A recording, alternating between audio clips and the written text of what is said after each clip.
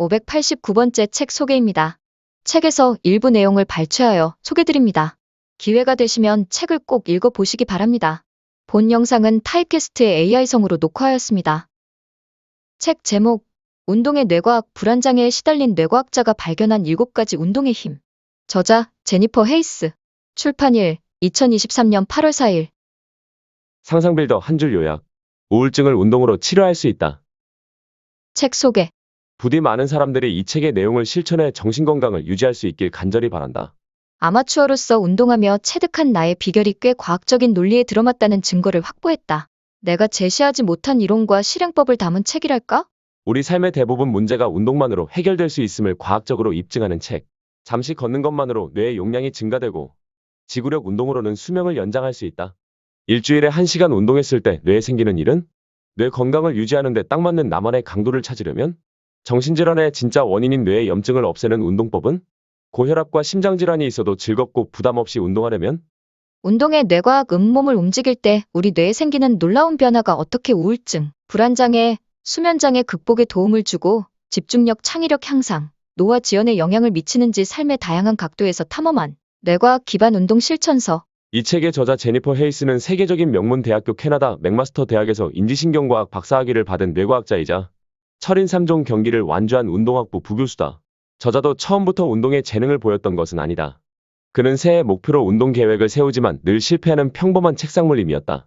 대학원생 때부터 시작된 불안장애는 산후 우울증과 함께 다시 발현되었고 결혼 생활까지 완전히 파탄냈다.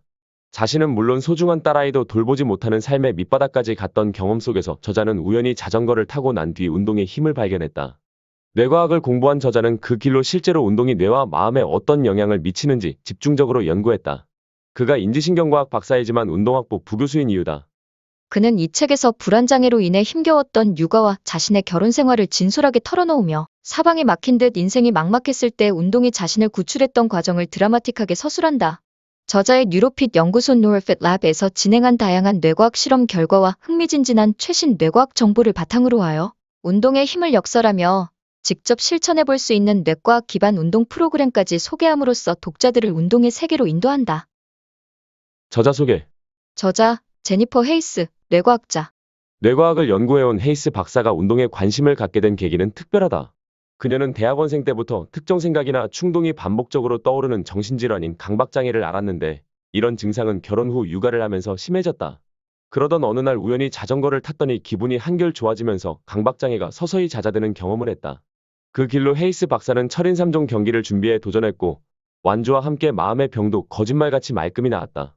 그녀는 본격적으로 운동에 관한 연구에 몰입했고 2013년 운동과 뇌의 상호작용을 연구하는 뉴로핏 연구소 노어핏 랩을 설립해 지금까지 이끌고 있다.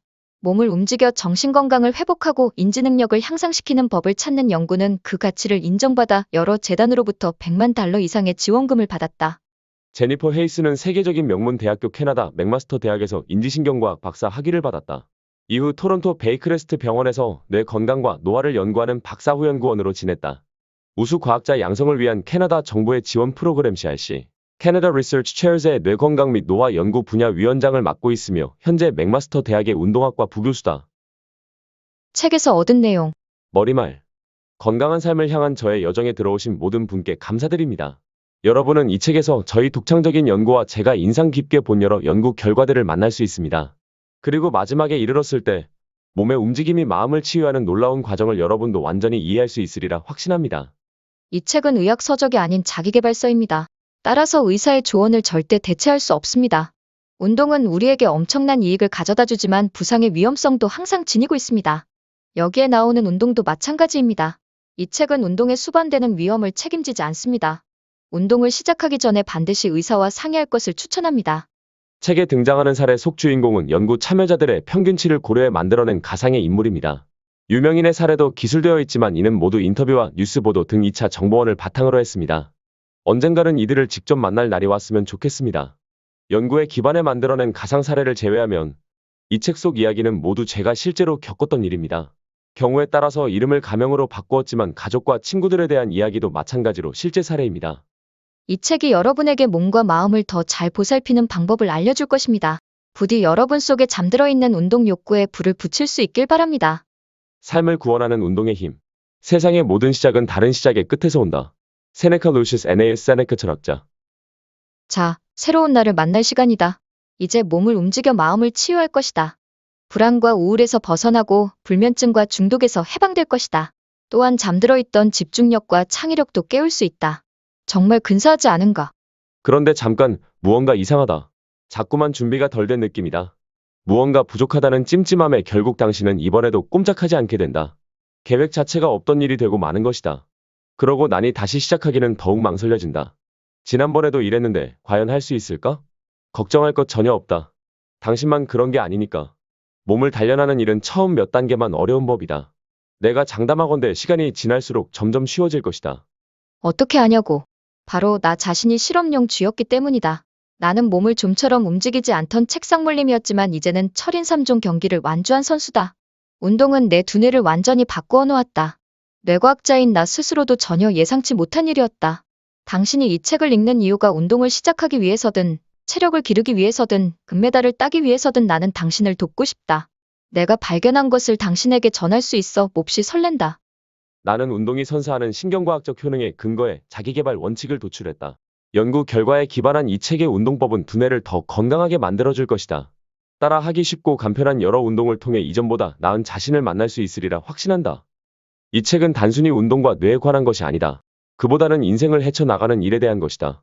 한때 내 삶은 숨쉬기 힘든 순간들로 가득했기에 여기서 벗어나기 위해서는 반드시 몸을 움직여야만 했다. 그리고 이제 나는 숨을 깊이 내쉬며 인생을 즐기고 있다.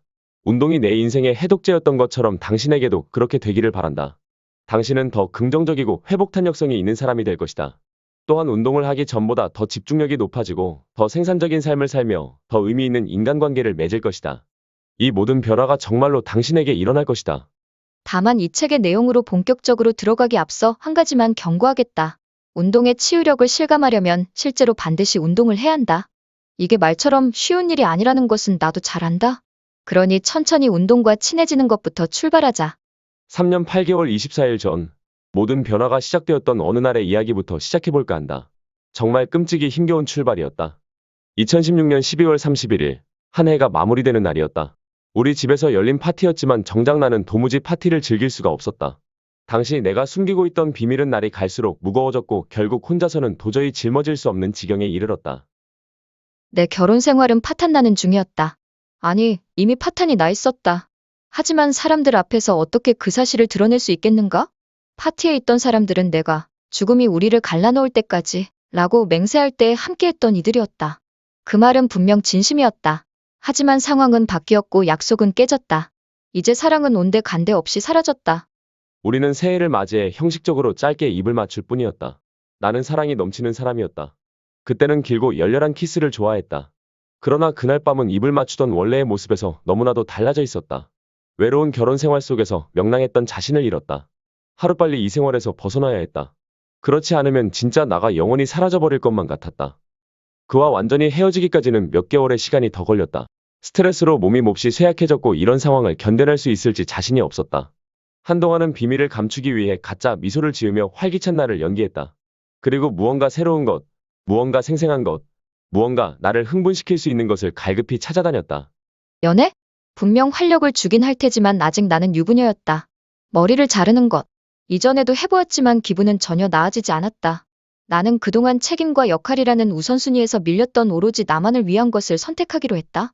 과연 어떤 것이었을까? 나는 체력을 기르기로 했다. 그렇다. 전혀 독창적이지 않은 목표다.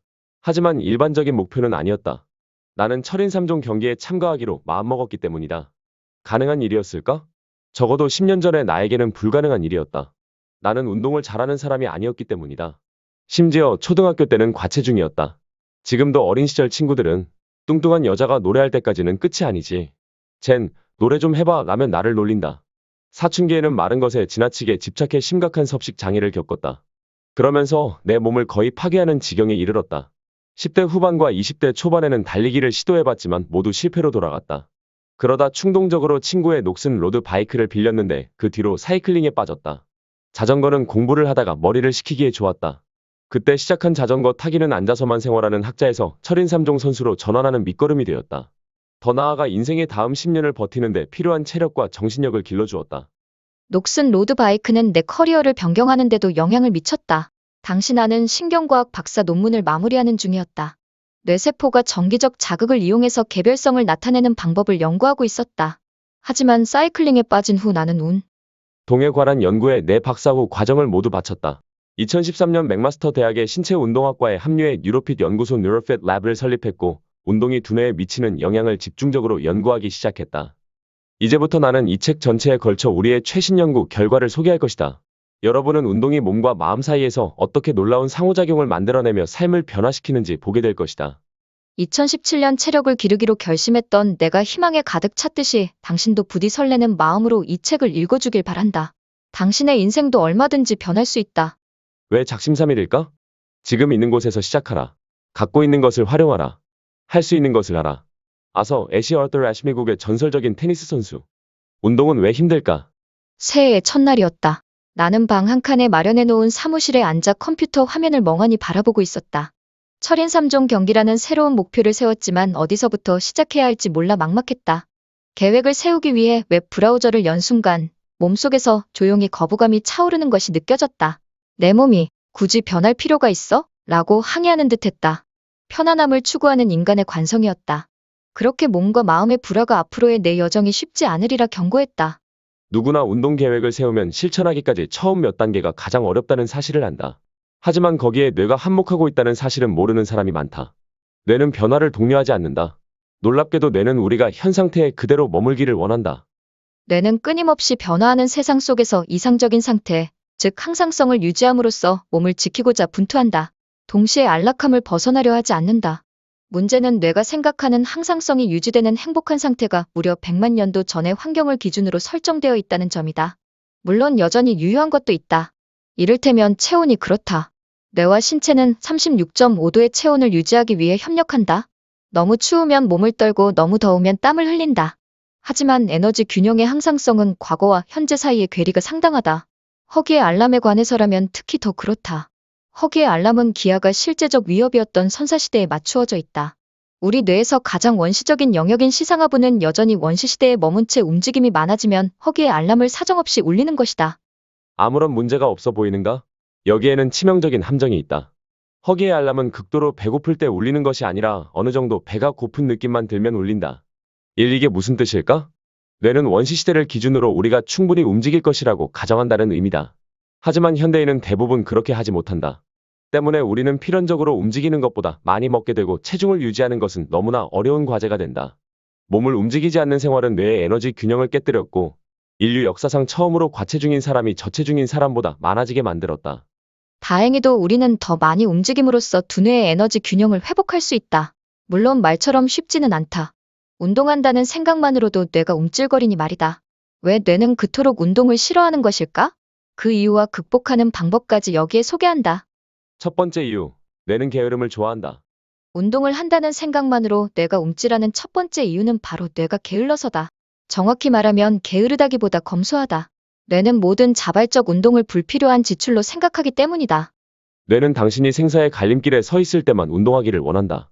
생사가 운동에 영향을 받는 것은 명백한 사실이지만 살고 싶다면 무조건 움직여야 했던 선사시대의 조상들과 달리 지금 우리는 움직이지 않아도 수십 년을 안전하게 살 수 있다. 정말로 필요한 때를 위해 에너지를 비축해 두어야 했던 선사시대에 비해 현대의 삶에서 살기 위해 움직여야 하는 때는 거의 없다. 이 때문에 모든 것이 바뀌었다. 과거에는 음식이 귀했기에 채집과 사냥에 엄청난 에너지를 써야 했다. 그때는 시상하부와 그곳에서 울리는 허기의 알람이 우리를 구하는 영웅이었다. 끊임없이 사냥하는 동안 얼마나 많은 에너지가 사용되었을지 상상해보라. 인류학자들은 초기 인류가 사냥감보다 더 빨리 달려서 사냥감을 잡았을 것이라고 추측한다. 사냥은 하루 중 가장 더운 시간에 시작되어 몇 시간씩 계속되었을 것이다. 이런 상황. 은 인간에게 유리하다. 인간은 동물보다 털이 적고 땀구멍이 많다. 또한 인간은 이족 보행 덕분에 에너지를 아주 효율적으로 활용할 수 있다. 그리하여 대부분의 동물보다 온열 스트레스에 더 오래 견딜 수 있었고 몇 시간의 추적 끝에 동물은 결국 힘없이 지쳐 쓰러졌을 것이다. 그렇게 선사시대의 사냥꾼인 존은 결투 없이 사냥감을 잡곤 했다. 또한 존이 다시 사냥에 나서기 위해서는 기나긴 추적으로 지친 몸을 회복해야 했기에 움직임을 최소화하는 생활이 일상이었다. 사실 존은 사냥을 할 때를 제외하고는 게으른 것으로 유명했다. 그런 행동 때문에 존은 엄청난 욕을 먹었지만 특히 부족의 여자들로부터 결국 모두가 그의 게으름으로부터 혜택을 받았음은 부인할 수 없다. 존의 다리는 푹 쉬어서 항상 사냥을 할 수 있도록 준비된 상태였고 덕분에 존은 사냥감보다 빨리 달릴 수 있었으니 말이다. 궁극적으로는 게으름이 존을 살린 것이다. 게으름 덕분에 그는 먹이를 사냥해 오래 살 수 있었고 에너지 효율이 높은 그의 유전자를 다음 세대에 물려줄 수 있었다. 다윈은 이것을 두고 적자 생존이라 해야 할지 나태자 생존이라고 해야 할지 고민했을지도 모른다. 농담이 아니다. 이렇게 모든 존의 후손 존 주니어들은 존의 유전자를 이어받아 에너지를 아끼게 되었다. 다행히도 존 주니어는 더 이상 살기 위해 사냥을 할 필요가 없다. 다만 대부분의 시간 동안 게으름에 빠져 있다. 천성적으로 게으르게 태어났기 때문이다. 잠깐, 섣불리 그를 비난해서는 안 된다. 우리 모두가 에너지를 아끼는 존의 유전자를 품고 있기 때문이다. 사실 우리 뇌에서 게으름을 관장하는 변형계는 에너지를 절약하는 최고의 살림꾼이다. 변형계는 우리가 취하는 모든 행동을 최적화한다. 이를테면 뇌는 그때그때 지형에 맞추어 가장 효율적인 걸음걸이를 설정한다. 이전에 경험하지 못했던 동작을 해야 할 때도 마찬가지다. 이는 존 주니어가 참여한 실험에서 입증되었다. 연구진은 존 주니어에게 로봇 같은 외피 골격을 입혔다. 마치 치아에 끼우는 교정기처럼 무릎에 끼우는 이 장치 때문에 존 주니어는 익숙지 않은 방식으로 걸어야 했다. 그런데 그의 게으른 뇌는 에너지를 최소한으로 쓰면서 움직이는 방법을 단 몇 분 만에 알아냈다. 흥미롭지 않은가? 반대로 생각해보면 이것은 우리에게 막대한 좌절감을 안기기도 한다. 새로운 운동을 시작하려 할 때 뇌는 당신이 움직이는 것을 멈추기 위해 온갖 노력을 아끼지 않기 때문이다. 뇌는 에너지를 쓴다는 생각만으로도 움찔거린다. 당신의 건강이 움직이는 것에 달려있는데도 말이다. 게으른 뇌는 이렇게 묻는다. 운동이라고? 왜 운동을 하려는 거야? 넌 지쳤어. 운동은 힘들어. 지금 운동을 할 시간이 있기나 해? 운동을 반대하는 뇌는 놀라울 정도로 끈질기고 심할 때는 무시하는 것조차 불가능하다. 스트레스를 받거나 정신적으로 지쳐있을 때는 그 정도가 더 심하다. 정말 당황스러운 것은 우리가 운동을 원할 때에도 게으른 뇌는 계속해서 호소한다는 사실이다. 동적인 활동과 정적인 활동 중 하나를 선택할 때 뇌가 실제로 어떻게 느끼는지를 기록한 연구를 살펴보자. 연구원은 존 주니어를 컴퓨터 모니터 앞에 앉히고 이렇게 지시했다. 앉기, 눕기, 느긋하게 서 있기 등 정적인 활동이 그려진 그림에 있는 아바타를 걷기, 달리기, 자전거 타기 등 동적인 활동이 그려진 그림 쪽으로 움직이세요. 존 주니어는 들은 대로 했고 연구원은 존이 아바타를 얼마나 빠르게 움직이는지 기록했다. 이 속도는 선택지에 대한 무의식적인 선호를 반영했다. 존 주니어는 운동을 매우 좋아한다고 이야기했지만 그의 뇌는 전혀 다른 말을 했다. 기록은 마치 거짓말 탐지기처럼 뇌의 선천적인 게으름을 드러냈다. 뇌는 존이 정적인 그림에서 아바타를 떼어놓을 때마다 그 속도를 늦추며 저항했다. 우리가 새로운 운동을 시작하기 위해서는 바로 이러한 저항을 극복해야 하는 것이다. 다행히 운동을 해야 한다는 논리는 게으름보다 강하다.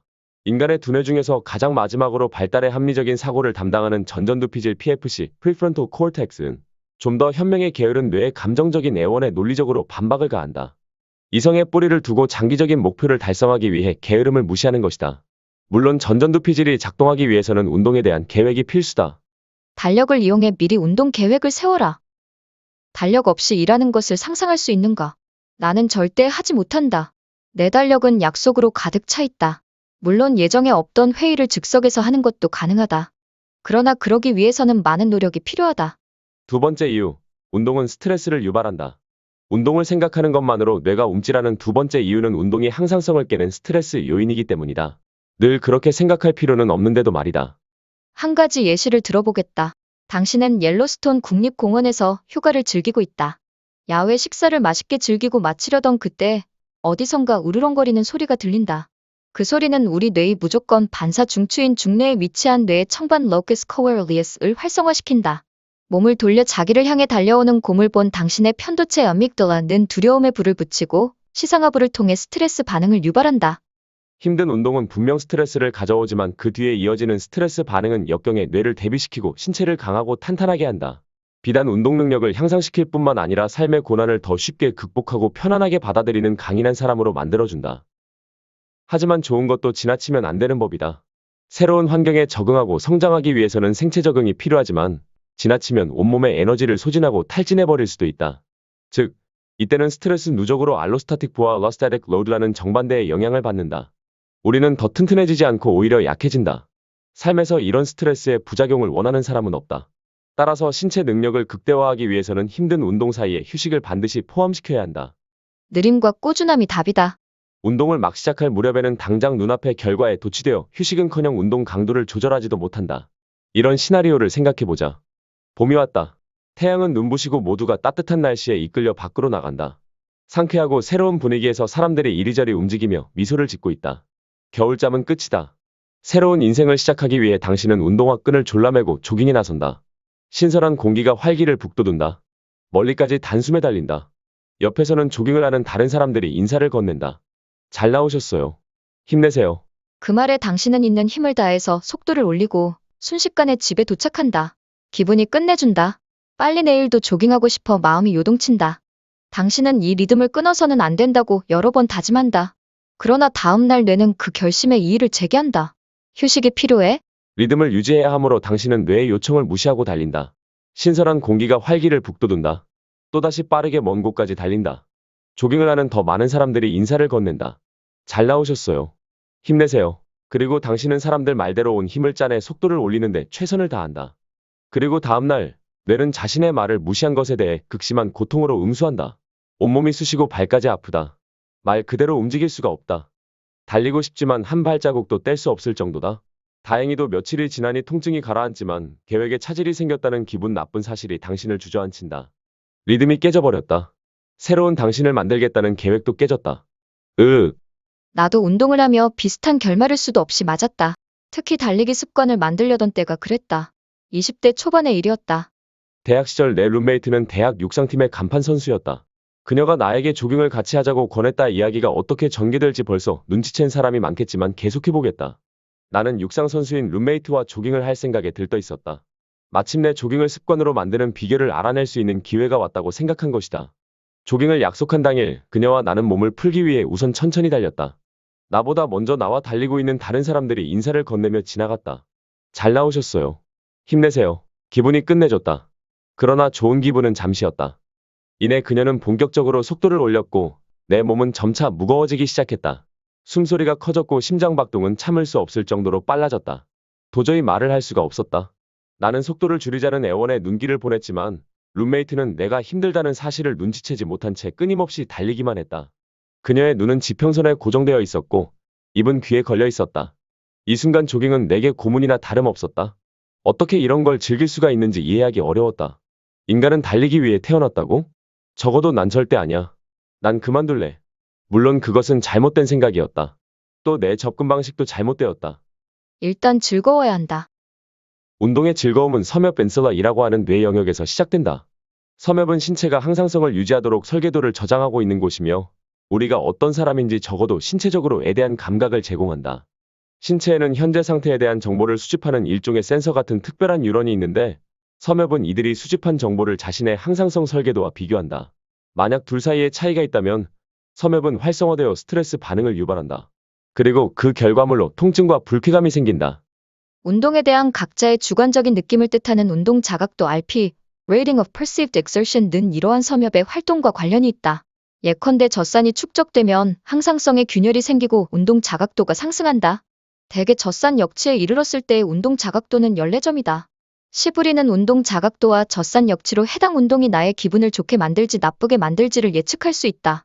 일상생활에서 운동을 하지 않는 남성 12명을 대상으로 진행된 연구는 이를 입증했다. 리암은 실험 참가자 중 한 명이었다. 연구진은 본격적으로 연구를 시작하기 전에 운동 스트레스 테스트를 통해 리암의 젖산 역치를 파악했고 이를 토대로 실험의 운동 강도를 설정했다. 실험은 각기 다른 날에 걸쳐 이루어졌다. 각각의 날에 리암은 러닝머신에서 똑같이 20분을 걸었고 이때 러닝머신의 속도와 경사는 달랐다. 속도와 경사는 연구자가 설정한 강도에 맞게 조정되었다. 그리고 리암은 각각의 운동에서 다음과 같은 질문에 답했다. 아주 나쁨을 O 아주 좋음을 플러스 O라고 했을 때 현재 기분은 어떻습니까? 지금 하고 있는 운동이 얼마나 힘들게 느껴집니까? 아래의 운동 자각도 점수표를 이용해 말씀해주세요. 가벼운 운동을 할 때 리암의 운동 자각도는 9였다. 이때 그의 기분은 좋았다. 실험이 절반쯤 진행되자 리암의 운동 자각도는 13으로 올라갔고 그는 상당히 기분이 좋다고 답했다. 하지만 운동 막바지가 되어 운동 자각도가 17까지 올랐을 때는 다소 불쾌하다고 답했다. 그에게 무슨 일이 일어난 것일까? 젖산 역치 수준 이상으로 운동을 하면 어느 순간 젖산이 생산되는 속도가 제거되는 속도를 능가하는 때가 오고 이후부터 젖산이 축적된다. 리암의 경우에도 그리 오래 지나지 않아 젖산 수치가 높아졌고 동시에 기분이 시시각각 나빠졌다. 다행인 점은 우리가 운동을 통해 젖산 역치를 이전보다 높은 수준으로 끌어올릴 수 있다는 것이다. 다시 말해 운동을 할수록 힘들이지 않고 운동할 수 있는 범위가 넓어진다는 뜻이다. 운동선수나 평소 운동을 꾸준히 해온 사람들이 높은 강도의 운동을 기분 좋게 느끼는 이유도 바로 이것이다. 이 때문에 단련되지 않은 나는 달리기를 버거워했지만 체계적인 훈련을 받은 내 룸메이트는 달리면서 몹시 즐거워했던 것이다. 그때의 달리기 속도는 내 젖산 역치보다 높았고 그녀의 젖산 역치보다는 훨씬 낮았음이 분명하다. 운동 스트레스 반응에 대해 알고 있었다면 나는 조깅을 습관으로 만들기 위해 황새를 따라가지 않고 뱁스인 나에게 맞는 다른 방법을 시도하지 않았을까?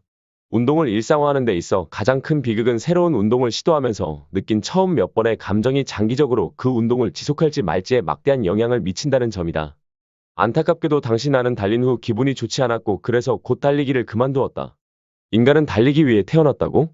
그럴지도 모른다. 하지만 한 가지만큼은 분명하다. 달리기를 습관으로 만들기 위해서는 좀 더 느리고 꾸준한 접근법이 반드시 필요하다. 운동은 다른 누구도 아닌 당신의 체력을 키우기 위한 당신만의 여정이다. 때문에 운동 강도는 스스로 정해야 한다.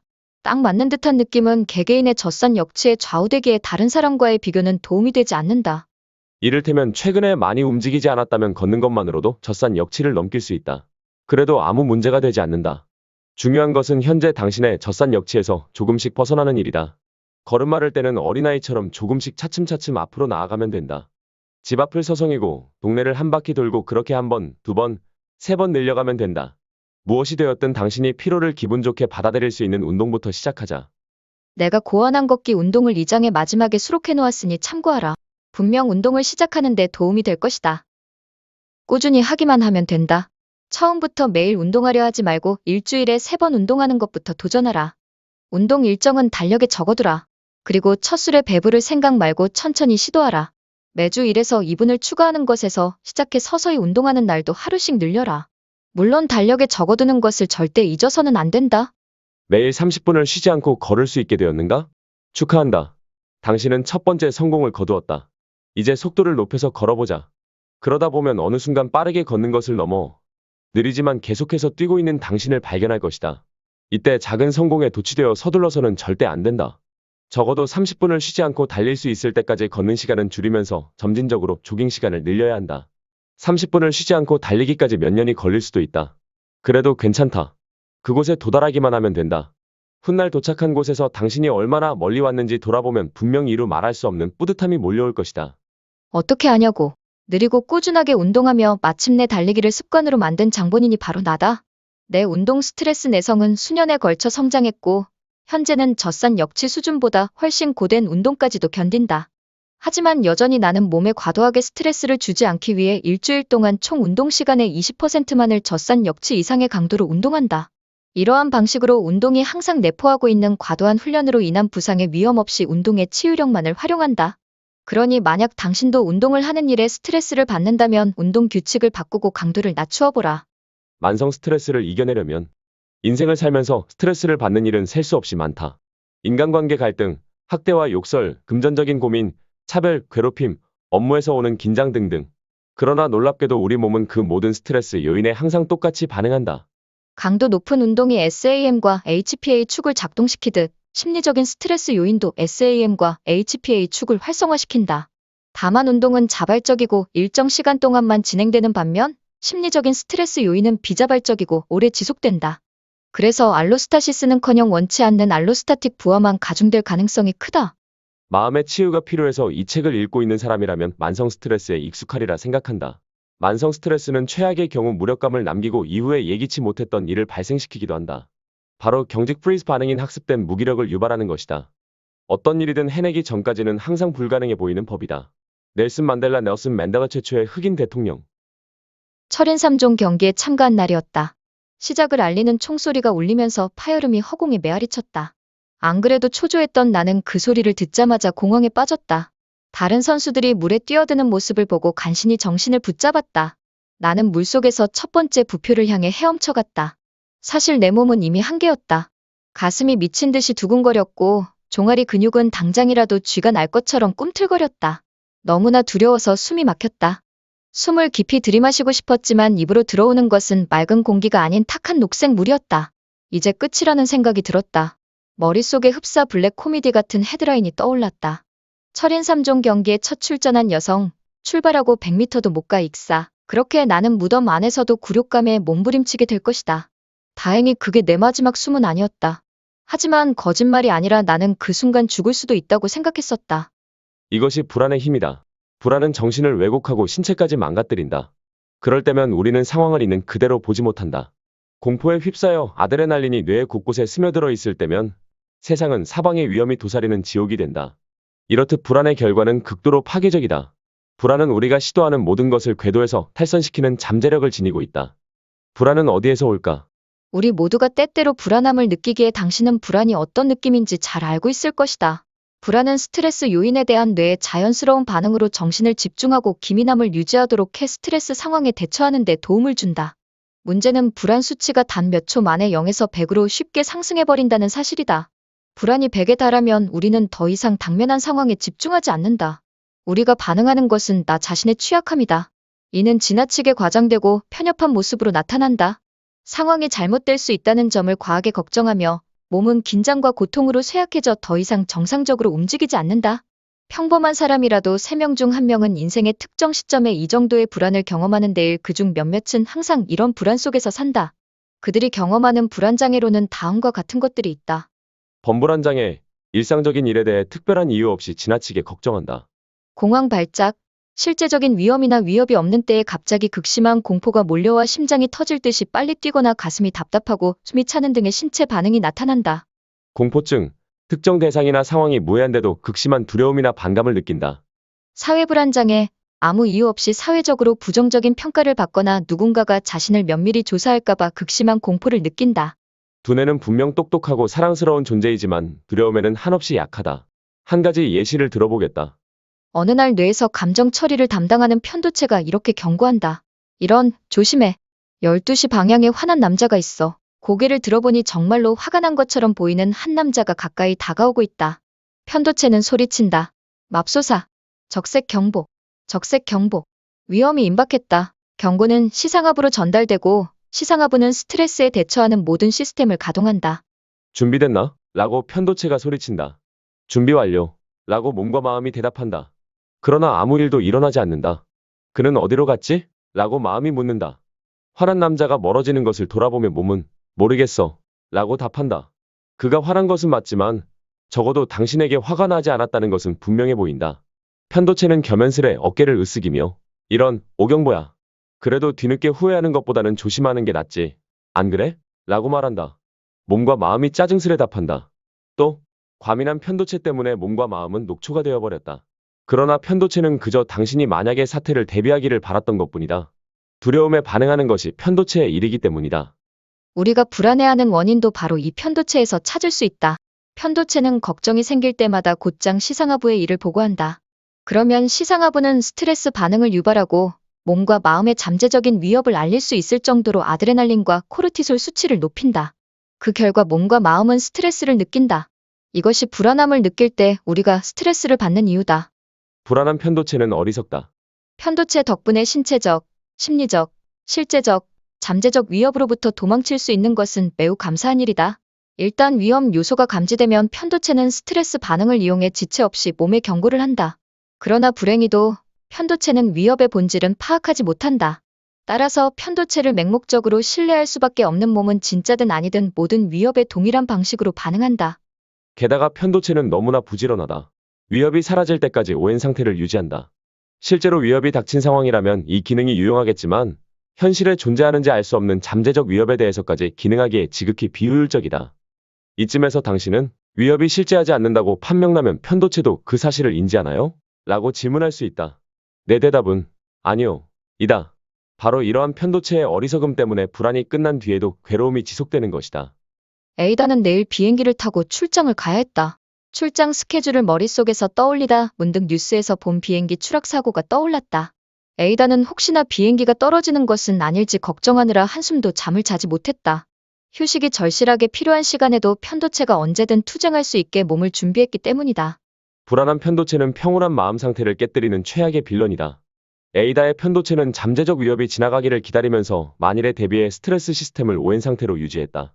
이러한 편도체의 과한 대비 태세는 득보다 실이 더 많다. 잠재적인 위협에 대비하던 편도체에게 실제적인 위협이 등장했을 때가 그렇다. 이를테면 에이다의 편도체는 이전에 과하게 경보를 울려댔다는 점을 까맣게 잊고 스트레스로 몸이 손상되었다는 새로운 경보를 보낸다. 그렇지 않아도 스트레스로 지친 몸에 스트레스는 추가되고 스트레스 과잉으로 몸과 마음은 한층 더 손상된다. 마치 편도체의 행동 지침은 자라보고 놀란 가슴 소뚜껑 보고 놀라기 같다. 위협이 될 만한 새로운 요소를 쉬지 않고 경계한다. 더 나아가 편도체는 모든 불쾌한 상황에서 자극을 받는다. 적절하지 않은 때와 불편한 장소에서 일어난 일이라면 제 아무리 무해한 대상이라도 두려워한다. 개, 고양이, 거미, 뱀부터 어두운 곳, 천둥과 번개, 높은 곳, 비행, 기차 여행, 좁은 장소, 공공장소에서 음식을 먹는 것, 공중 화장실을 이용하는 것, 사람들 속에 있는 것까지 말이다. 운동도 예외가 아니다. 유전된다고 추정되는 공포증도 있지만 대부분의 공포증은 경험으로 학습된다. 1920년대 미국의 심리학자 존 와스는 최초로 공포증이 생기는 과정에 대한 실험을 했다. 그는 엘버트라는 어린아이에게 하얀색 실험용 쥐를 주었다. 처음에 엘버트는 실험용 쥐를 좋아했고 쥐와 즐겁게 놀기까지 했다. 하지만 어느 순간부터 와스는 엘버트가 쥐와 놀려고 손을 뻗을 때마다 크고 무서운 소리를 틀었다. 엘버트가 쥐를 무서워하게 만들기 위해서였다. 효과는 굉장했다. 곧 엘버트는 쥐만 봐도 크고 무서운 소음을 떠올리고 울음을 터뜨렸다. 여기서 멈추지 않고 엘버트의 공포는 흰 털이 달린 다른 대상들까지로 확장되었다. 토끼, 강아지, 심지어는 솜으로 만든 산타의 수염까지 말이다. 농담이 아니다. 그들이 실제로 실험한 결과다. 불안한 편도체는 가상의 위협을 만든다. 가엾은 엘버트, 그는 공포 조건화 fear conditioning의 희생자였다. 그런데 일상에서도 이러한 일이 일어난다. 나의 경우를 예로 들어보겠다. 어린 시절 아버지는 당신처럼 인명구조원이 되기를 바라는 마음에 나를 수영 수업에 등록시켰다. 나는 매 여름마다 동네 수영장에서 열심히 연습을 해왔기에 약간의 강습으로도 실력은 빠르게 늘었고 그 속도대로라면 금방 인명구조원. 이 될 수 있을 것 같았다. 그런데 우리 가족은 예기치 못하게 새로운 도시로 이사했다. 이 변화가 내게는 일종의 거센 폭풍이 되었다. 새로운 도시에서의 수영 수업은 토요일 새벽 6시 차가운 야외 수영장에서 진행되었다. 나는 아침형 인간이 아니었다. 게다가 수업을 같이 받는 아이들은 모두 우수한 수영팀에서 함께 연습해온 사이였다. 뒤늦게 합류한 나는 그들과 어울리기가 쉽지 않았는데 설상가상으로 나는 반에서 가장 느렸다. 인명구조원이 되기 위한 수영시험에서 합격점을 받지 못한 사람은 나뿐이었다. 격정적인 사춘기를 보내고 있던 나는 이내 의기소침해졌고 매주 수영 수업이 다가오면 걱정으로 몸이 아팠다. 수업 중에는 내가 외톨이에 나고자라고 느꼈고 수업이 끝난 뒤에는 그런 내가 참을 수 없을 만큼 한심했다. 그러다 보니 수영을 한다는 생각만 해도 고통스러운 지경에 이르렀다. 결국 나는 수영을 그만두었다. 당시 나는 수영을 생각하면 자동적으로 공포 뉴런이 작동해 편도체가 활성화되었다. 수영 뉴런과 공포 뉴런이 연결되면서 수영에 대한 가상의 위협이 탄생한 것이다. 이것이 공포 조건화의 놀라운 힘이다. 뇌의 작동 방식으로 인해 함께 활성화되는 뉴런들은 단단하게 묶이고 여기에 편도체가 관여하면 공포라는 감정까지 뉴런에 끈끈하게 결합된다. 이렇게 공포는 빠르게 학습되고 쉽게 사라지지 않는다. 외상 후 스트레스 장애 PTSD는 공포가 가장 극단적으로 조건화된 경우다.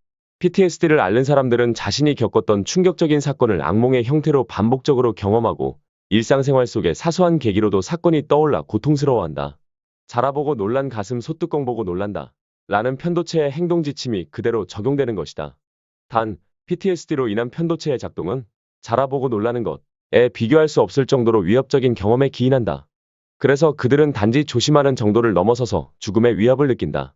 폴은 아프가니스탄 파병에서 장애를 얻고 PTSD까지 생겼다.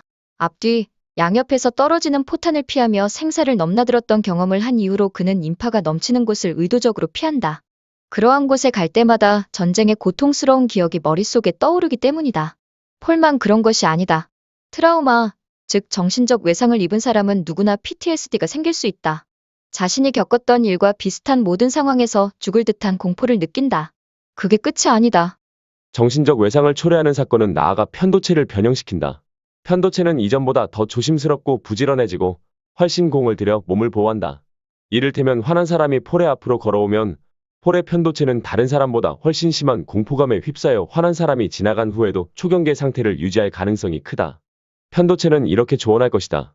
여기에서 멀리 떨어져야 해. 뒤늦게 후회하는 것보다는 조심하는 게 낫지. 트라우마에서 벗어나려면 이상한 점은 트라우마를 경험한 모든 사람에게 PTSD가 생기는 것은 아니며 공포를 경험한 모든 사람에게 불안장애가 발병하는 것도 아니라는 사실이다. 그들을 보호하는 것은 과연 무엇일까? 바로 회복을 도와주는 신경펩타이드 Y라는 신경 전달 물질이다. MPY는 사람에 따라 생산하는 양이 다르다. 이를테면 닉의 뇌는 폴의 뇌보다 MPY를 많이 만들기에 닉은 화난 남자를 봐도 크게 두려워하지 않는다. 즉, 공포 조건하에 덜 민감하다. 그래서 닉도 폴과 마찬가지로 전쟁터에 있었지만 그는 PTSD를 겪지 않았다. MPY가 트라우마로부터 닉의 뇌를 보호한 것이다. 아마도 당신은 내게도 MPY가 필요하다라고 생각할 것이다. 다행히도 좋은 소식이 있다. 운동을 통해 MPY를 만들 수 있다는 사실이다. 어떻게 운동하면 MPY를 만들어 회복력을 기를 수 있을까? 한 연구는 12명의 젊은 남성 조정 선수를 대상으로 4주간 훈련 프로그램을 진행하며 그들의 MPY 변화를 추적했다. 모든 운동은 가볍게 진행되었다. 실험 참가자들은 힘들지 않은 수준에서 노젓기, 자전거 타기, 달리기를 수행했다. 근력 운동을 할 때는 최대 부하의 절반 정도 강도를 유지했다. 연구자들은 운동 전후로 MPY를 측정했고 그 결과 일정한 강도로 운동하면 MPY가 즉각적으로 상승하며 30분 넘게 그 상태가 유지된다는 사실을 발견했다. MPY를 더 많이 생산하려면 반드시 운동을 해야 한다는 뜻이다. 아마 당신은 궁금해할 것이다. 얼마나 운동을 해야 하나요? 위사래에서 그들은 숙련된 조정 선수였기에 2시간을 훈련하고 MPY를 측정했다. 실망하기에는 이르다. 다행스럽게도 마음을 안정시키는 데는 그렇게 오랜 시간이 필요하지 않았다. 우리 연구소는 운동에 대한 심리적 저항을 낮추는 방법을 줄곧 탐색한 결과 일주일에 3번, 약함에서 중간 강도로 30분 동안 운동하면 불안을 충분히 잠재울 수 있다는 사실을 발견했다. 실험에 참여한 모든 사람이 운동한 후에 불안 수치가 낮아졌고 안정감을 느꼈다. 그 중에서도 불안장애 증세가 가장 심했던 집단이 다른 이들보다 많은 효과를 보았다. 운동은 불안장애 증세를 완화시키는 것은 물론이고 일상에서 마주하는 사소한 불안까지 감소시켰다. 에어로빅, 근력 운동, 요가, 태극권 등 다양한 운동들이 불안 개선에 유효한 사실도 실험을 통해 입증되었다. 보통 불안장애는 노출 치료, 기법으로 치료한다. 안전한 공간에서 환자가 두려워하는 상황에 반복적으로 노출시키면서 위협이 실존하지 않는다는 점을 스스로 자각하게 하는 것이다. 이러한 기법은 공포 조건화를 효과적으로 제거하지만 노출 치료가 모든 사람에게 효과적인 것은 아니다. 증상이 개선될 때까지 아주 오랜 시간 치료를 해야 하는 경우도 있다. 이때 운동은 치료 기간을 줄이는 데 도움이 된다. 평소 쉽게 불안해지고 걱정이 많은 편이라면 이 장의 마지막에 있는 두려움을 이겨내는 하루 10분 트레이닝을 해보라. 운동은 마음속, 두려움을 약해지게 하고 공포 조건화도 사라지게 할 것이다. 과거에 몸을 잘 움직이지 않았다고 해도 괜찮다. 지금 시작하면 충분하다. 운동이 불안 민감성의 특효약. 많은 사람들이 불안을 싫어한다. 하지만 세상에는 불안 그 자체에 대해 불안해하는 사람도 존재한다. 농담이 아니다. 불안 민감성으로 인한 것이다. 불안장애가 있다고 해서 불안 민감성까지 지니고 있지는 않지만 반대로 불안 민감성은 언제든지 불안장애로 발전할 수 있다. 운동은 불안 민감성을 훌륭하게 완화하는 노출 치료 기법의 한 종류다. 알렉시아의 예시를 보며 운동이 불안 민감성을 어떻게 치료하는지 살펴보자. 알렉시아는 신체적, 정신적 문제가 있을 때마다 과도하게 걱정한다. 이를테면 다음과 같은 식이다. 가슴이 두근거리는 현상을 심장마비라고 여긴다. 가슴이 답답할 때마다 자신이 질식하는 중이라고 판단한다. 단지 집중할 수 없을 뿐인데 정신을 잃고 있다고 생각한다. 불안한 증상을 과장해 받아들이는 탓에 공황 발작이 일어날 가능성도 커진다. 이런 사람에게는 운동만 한약이 없다. 운동만 해도 다른 치료 기법과 운동을 병행할 때만큼의 효과가 나타난다. 문제는 알렉시아가 운동을 두려워한다는 것이다. 운동을 하면 금방이라도 죽을 것 같다고 느꼈다. 운동과 불안이 유발하는 신체적 느낌이 동일하기 때문이다. 그래서 알렉시아는 무슨 수를 써서라도 운동을 피하고 불가피하게 몸을 움직여야 할 때는 최대한 덜 움직이려고 애쓴다. 조금이라도 하는 게 안 하는 것보다 낫다는 거죠? 라고 알렉시아가 물었다. 나는, 물론이죠. 하지만 고된 운동일수록 안정감을 더 많이 줍니다. 라고 두려움으로 가득한 알렉시아의 눈을 보며 설명했다. 다른 불안 민감성 환자들처럼 알렉시아도 강도 높은 운동을 너무나 무서워하는 나머지 운동을 떠올리기만 해도 곧바로 편도체가 작동했다. 실제로 위험 요소가 존재할 때처럼 스트레스 반응이 나타났다. 게다가 태생적으로 지니고 있는 불안 민감성이 상황을 더 악화시켰다. 편도체는 발생한 스트레스 반응을 2차 위협으로 인식하고 그에 맞서기 위해 또 다른 스트레스 반응을 시작했다. 이렇게 악순환의 고리가 이어져 결국 공황 발작이 일어났던 것이다. 이는 내가 정확히 수영 수업에서 겪은 일과도 같다. 나는 알렉시아에게도 그런 일이 일어날까 봐 걱정되었다. 다행히도 그녀는 대화하는 동안 침착했고 덕분에 나는 운동에 관한 훌륭한 연구 결과를 소개해 줄 수 있었다. 공황 발작을 쉽게 일으키는 사람의 경우 가벼운 운동보다 격렬한 운동이 훨씬 더 도움이 된다. 고된 운동 자체가 그들에게 필요한 노출 치료이기 때문이다. 격렬하게 운동하면서 환자들은 심장이 뛰거나 숨이 가빠지는 등 자신들이 가장 두려워하는 증상에 노출된다. 안전한가요? 라고 알렉시아가 물었다. 나는, 그럼요. 라고 답했다. 최신 연구에 따르면 고강도 인터벌 트레이닝 HIIT은 공황 장애를 극복하도록 도와준다. 해당 연구진은 다음 순서로 고강도 인터벌 트레이닝을 진행했다. 1분 동안의 힘든 운동, 1분 동안의 가벼운 운동, 10회 반복. 20분 동안 10회의 노출 치료를 받는 셈이다. 실험은 12일 동안 격일로 진행되었으니 실험 기간 동안 환자는 총 60회 노출 치료를 받은 것이다. 격렬한 운동을 할 때 환자의 심장은 최대 심박수의 77에서 95% 정도로 활발하게 뛰었다. 이렇게 집중적으로 치료한 결과 환자의 공황 발작 심각도가 12일 만에 40% 감소했다. 몸의 움직임이 마음을 치료하다니 정말 감동적이지 않은가? 여기에서 알아두어야 할 것이 있다. 애초 심사를 통과해 연구 대상이 된 환자는 총 18명이었다. 하지만 실제로 프로그램에 참여한 사람은 12명뿐이다. 다른 6명에게 무슨 일이 일어난 것일까? 아마도 운동을 하고는 싶었지만 너무 두려워서 포기했을 가능성이 크다. 참가 예정자였던 폴린도 운동에 관심이 있었지만 두려움을 이기지 못하고 결국 참여를 포기했다. 폴린은 연구원과 통화하며 이런 식으로 말하지 않았을까? 여보세요? 네, 맞아요. 제가 폴린이에요. 맞아요. 운동에 대한 연구에 참여하고 싶어요. 네, 그 시간이면 좋아요. 잠깐만요. 그렇게 힘든 운동을 10번이나 해야 한다고요? 저는 못하겠네요. 기회를 주셔서 정말 감사합니다. 부디 연구가 잘 되길 응원하겠습니다. 다음에 약하게 운동해도 되는 연구가 있을 때 제게 꼭 알려주세요. 공황 발작을 앓는 사람에게 고된 운동은 공포의 대상이다. 나도 안다. 하지만 힘든 운동만큼 그들에게 잘 맞는 약도 없다. 나는 폴린이 고강도 운동을 하게 만드는 방법이 분명히 있으리라 생각했다. 연구 끝에 공황 발작 환자가 좀 더 쉽게 접근할 수 있는 고강도 운동 방식을 고안했다. 이 장의 마지막 두려움을 이겨내는 하루 10분 트레이닝에서 좀 더 자세히 살펴보겠지만 대략 설명하면 이렇다. 먼저 편안하게 10분간 걷는다. 당신의 신체가 MPY를 분비하며 불안한 편도체를 진정시킬 것이다. 그 다음에는 가능한 빠르게 걸으라. 그렇게 20초간 전력으로 걸으면 된다. 이러한 방법으로 운동하면 운동에 대한 공포감을 지나치게 불러일으키지 않으면서도 격렬하게 운동했을 때와 비슷한 효과를 누릴 수 있다. 새로운 운동 방식을 도입했더니 폴린이 참여했다. 처음에 폴린은 고강도 운동이 지속되는 시간을 10초에서 20초로 늘리는 데 전념했다. 충분한 준비 운동 시간과 회복 시간을 갖고 훈련했고 마침내 20초의 고강도 운동도 소화할 수 있게 되었다. 조금 더 시간이 흐르자 그녀는 고강도 운동 3세트를 운동 루틴에 추가해도 무리 없을 정도가 되었다. 폴린은 점점 더 세트 횟수를 늘려나가 마지막에는 고강도 운동을 10세트나 하게 되었다. 폴린은 완전히 달라졌다. 이제 그녀는 운동을 전혀 겁내지 않는다. 두려움은 어떻게 통증을 증폭시킬까? 천식이나 만성폐쇄성폐질환 COPD, 과삼15 같은 만성호흡기 질환을 앓는 사람들은 흔히 공황 발작도 함께 겪는다. 이들은 단순히 숨이 가빠지기만 해도 질식을 걱정한다. 또한 과민성대장증 후군 IBS을 겪는 사람들은 두려움을 느끼면 평소보다 속이 뒤틀리는 증상이 더 심해지곤 한다. 두려움은 어떻게 통증을 증폭할까? 답은 뇌에 있다. 만약 뇌가 없다면 몸이 100만 조각으로 갈갈이 찢어져도 통증을 느끼지 않을 것이다.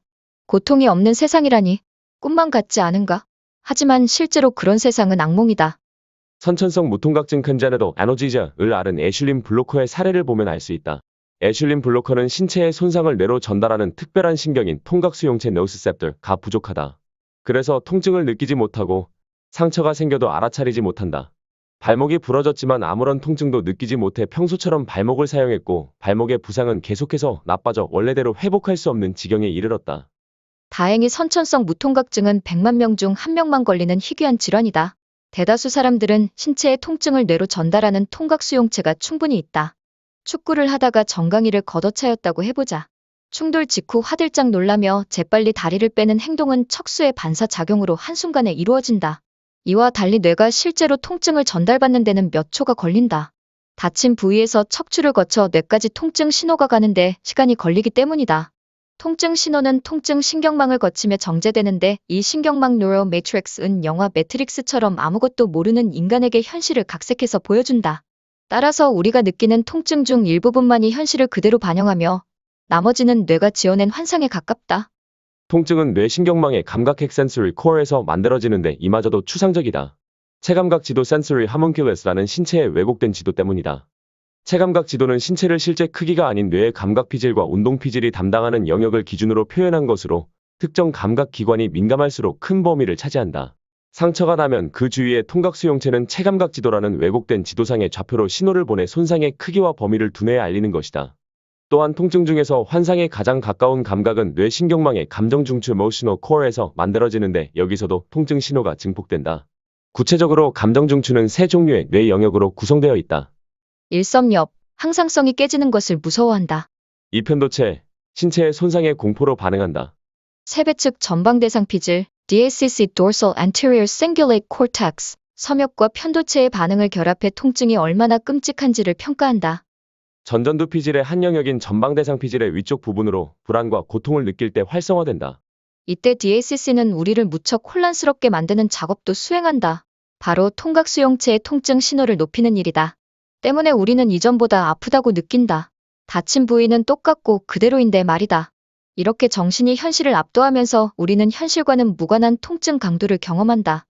두려움은 감정 중추의 섬엽과 편도체 그리고 DACC를 통해 통증을 증폭시키기에 어딘가를 다쳐 서럽다고 느끼거나 누군가가 의도적으로 자신에게 고통을 가했다고 생각하면 더 아픈 것이다. 앞선 페트라의 경우처럼 통증을 언급하기만 해도 고통이 더해지는 원리도 이와 같다. 두려움과 통증을 없애는 사고방식. 두려움이 통증을 유발한다면 반대로 두려움을 줄여서 통증도 줄일 수 있지 않을까? 이것이 플라시보 효과 플라시보 에펙트의 전제다. 실제로 통증이 감소될 만한 치료법이 아니어도 환자의 긍정적인 믿음으로 인해 통증이 완화되는 효과가 발생한다는 것이다. 이 말을 들은 당신은 만성 통증 환자에게도 플라시보 효과가 발생하는 경우가 있다고 라며 호기심을 보일 것이다. 나의 대답은 그렇다, 이다. 페트라는 노시보 그룹에 속했지만 플라시보 그룹에 배정된 이들도 있었다. 연구진은 그들에게 운동이 통증을 악화한다는 설명 대신 움직임은 요통을 악화하지 않습니다. 라고 말했다. 놀랍게도 이런 사소한 안심의 말만으로도 그들의 통증은 24%나 줄었다. 플라시보 그룹은 통증이 완화되기라도 한 듯 움직일 때 운동 반경도 넓었다. 뿐만 아니다. 보통 스트레스는 혈관을 수축하고 혈류를 느리게 만들지만 스트레스가 긍정적인 작용을 한다고 믿은 한 연구의 참가자들은 그러한 영향을 받지 않았다. 또한 부정적인 단어 공황 상태에 빠진 불안정한, 무가치한, 두려움에 얽매이는 부정성 편향 네게티비티 바이어스도 사라졌다. 이 연구는 스트레스에 대한 인식 변화가 스트레스 부작용을 감소시킬 뿐 다른 긍정적인 효과를 내지 않는다는 점을 명확히 하는데, 이는 긍정적인 마인드셋이 무분별하게 강요되는 상황을 미연에 방지한다. 위 연구에서 볼 수 있듯 운동을 인지하는 방식을 바꾸면 강인한 신체라는 목표를 향해 훨씬 수월하게 나아갈 수 있다. 이 방법으로 나는 인명구조원 수영 시험을 더 이상 두려워하지 않을 수 있었다. 10대 시절에 하기 싫은 수영을 억지로 했던 탓에 아주 오랫동안 수영을 떠올리기조차 싫었다. 그러던 어느 날 아버지가 갑작스레 심장마비로 돌아가셨다. 아버지와의 일들을 돌이켜보는 과정에서 아버지처럼 인명구조원이 되지 못한 일이 내 뇌리를 떠나지 않았다. 나는 다시 도전하기로 마음먹고 수영 수업을 신청했다. 최대한 성공 가능성을 높이고자 내가 선호하는 저녁 시간대에 온수풀에서 하는 수업으로 골랐다. 지난 20년 동안 수영을 할 때마다 나는 다른 사람보다 실력이 뒤처진다는 느낌을 지울 수 없었다. 그러나 이번에는 남과의 비교 따위는 하지 않았다. 마침내 제한 시간 내에 들어오는 훈련을 하는 날이 왔다. 그런데 그 훈련을 마주하자마자 내 마음은 13살 때로 돌아갔다. 두려움에 몸이 벌벌 떨렸다. 공황이 올 것만 같았고 어딘가 아픈 것 같았고 나 자신을 믿을 수가 없었다. 하지만 나는 과거의 내가 아니었다. 이제 긍정의 힘을 활용할 줄 아는 사람이었다. 나는 준비는 끝났다. 하나도 두렵지 않다. 이제 단지 하는 일만 남았다. 라고 되뇌며 스스로를 안심시켰다. 휘슬이 울리고 나는 두렵지 않다는 구호를 속으로 수도 없이 반복하며 젖먹던 힘까지 짜내 앞으로 나아갔다. 그 결과 나는 놀랍게도 제한 시간을 몇 분이나 남겨두고 2등으로 들어왔다. 그리고 그달 말 우연히 올림픽 배영 100m 금메달리스트인 마크 툭스버리와 함께 두뇌 건강에 대해 이야기를 나누는 강연에 초대받았다.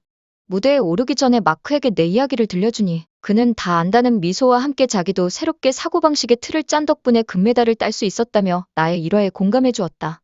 마크는 올림픽에 출전한 캐나다 선수 중 자신이 동성애자임을 고백한 최초의 선수다. 물론 그 결정을 내리기까지는 긴 시간이 필요했다. 고백으로 대중들이 자신을 외면할지도 모르는 상황이 겁났기 때문이다. 세상에는 성정체성이나 성적 지향과 관련된 차별이 두려워 스포츠를 즐기지 못하는 이들이 많다. 스포츠에 참여하더라도 안전하지 않다는 느낌 때문에 마크처럼 진정한 자기 모습을 숨기기도 한다. 안타깝게도 이런 차별과 소외, 오명에 대한 두려움은 건강의 격차로도 이어진다. 미국 심장협회는 LGBTQ의 심장질환 위험도가 다른 집단에 비해 높다고 경고한 바 있다. 대부분의 LGBTQ가 건강을 유지하는데 필요한 만큼 운동을 하지 못한다. 운동하는 동안 심리적인 고통을 감내해야 하기 때문이다. 신체에 대해 조롱받아 본 사람이라면 이 두려움을 잘 알 것이다. 비만 혐오 사회인 오늘날에는 많은 사람들이 사회적 체형 불안 social physique anxiety를 겪는다. 자기 몸이 사회에서 부정적으로 평가되면서 불안을 겪는 증상이다. 내 친구 N도 사회적 체형 불안을 지니고 있다. 사회의 기준으로 평가했을 때 N은 과체중이다. 그녀는 운동을 하고 싶어하며 심지어 운동 계획까지 세웠지만 다른 사람들이 자기 몸을 우습게 볼 것이라는 생각에서 도저히 벗어날 수 없었다. 운동복을 입었을 때 뚱뚱하게 보일까봐 걱정했고 때문에 아무도 자신을 볼 수 없는 밤에 운동할 계획이었다. 하지만 운동을 한다는 생각만으로도 너무 고통스러웠고 결국은 시작조차 하지 못했다. 여기서 도출할 수 있는 결론은 N이 느끼는 심리적 고통에 대한 두려움과 칼과 페트라가 느끼는 신체적 고통에 대한 두려움이 비슷하다는 것이다. 호흡으로 몸에 집중하기. 이제 불안을 없애기 위해 머리에서 벗어나 몸으로 들어가자. 호흡에 집중하기만 하면 누구나 쉽게 할 수 있다. 아마 당신은 의심의 눈초리로 나를 쳐다볼지도 모른다. 하지만 신경과학적 증거가 이 방법의 효과를 뒷받침한다. 명상이나 요가를 해본 적이 없는 26명의 사람들을 모집해 호흡을 가르친 연구를 살펴보자. 참가자들은 2주 동안 바른 자세를 유지하며 배의 오르내림과 숨을 들이쉬고 내쉬는 감각을 느끼고 호흡에 집중하는 법을 배웠다. 이후 연구진은 참가자들에게 무서운 사진을 보여준 후 호흡 기법을 사용했을 때와 사용하지 않았을 때 신체 반응이 어떻게 달라지는지를 분석했다. 놀랍게도 호흡에 집중하면 편도체의 활동이 감소해 두려움이 줄어들었다. 이뿐만이 아니다. 두뇌에서 합리적인 사고를 담당하는 영역인 전전두피질을 기억하는가? 호흡에 집중할 때는 전전두피질의 활동이 증가하면서 비관적인 생각이 줄었다. 전전두피질이 편도체를 달래면서 마음이 평온해진 셈이다. 또 다른 연구에서도 호흡에 집중하면 통증이 완화된다는 사실이 증명되었다. 호흡에 집중할 때 불안한 마음이 금방 가라앉는 이유는 무엇일까? 우리의 정신은 한 번에 하나에만 집중할 수 있어서 정신이 신체 호흡에 집중할수록 걱정에는 신경을 덜 쓰게 되는 것이다.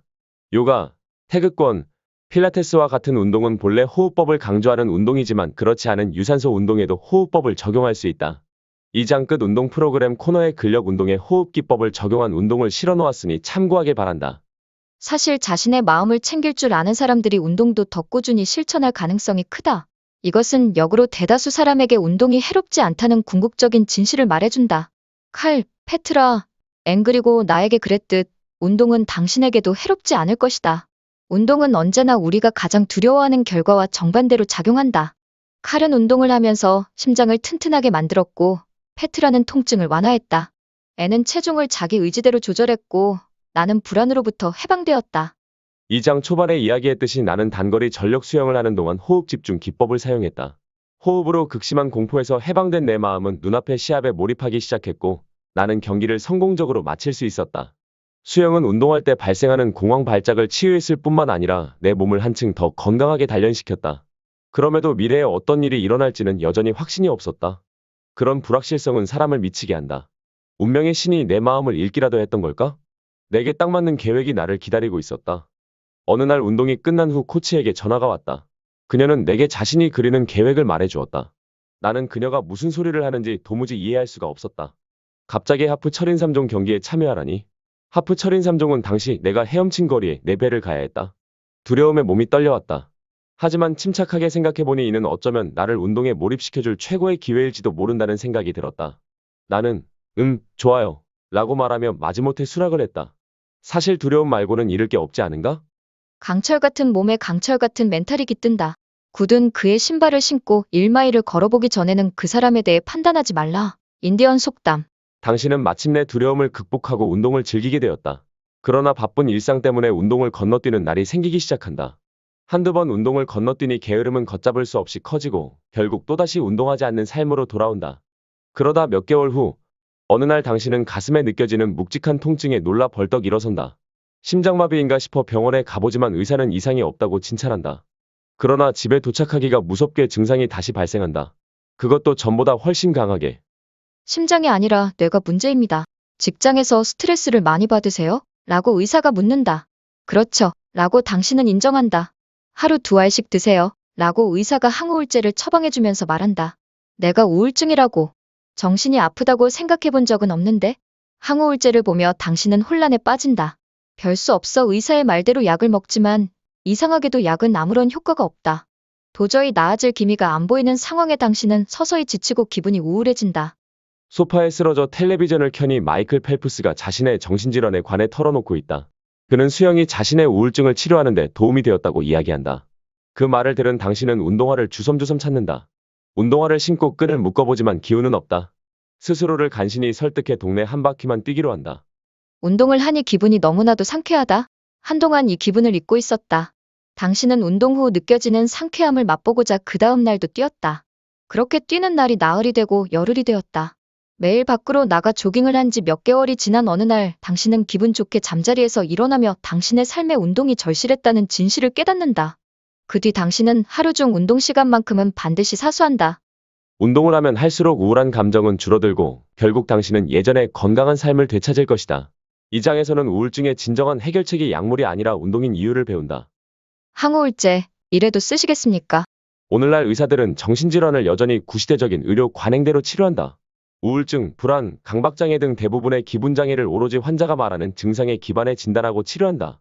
신체질환의 치료와는 딴판이다. 이를테면 가슴 통증으로 병원에 갔다고 생각해보자.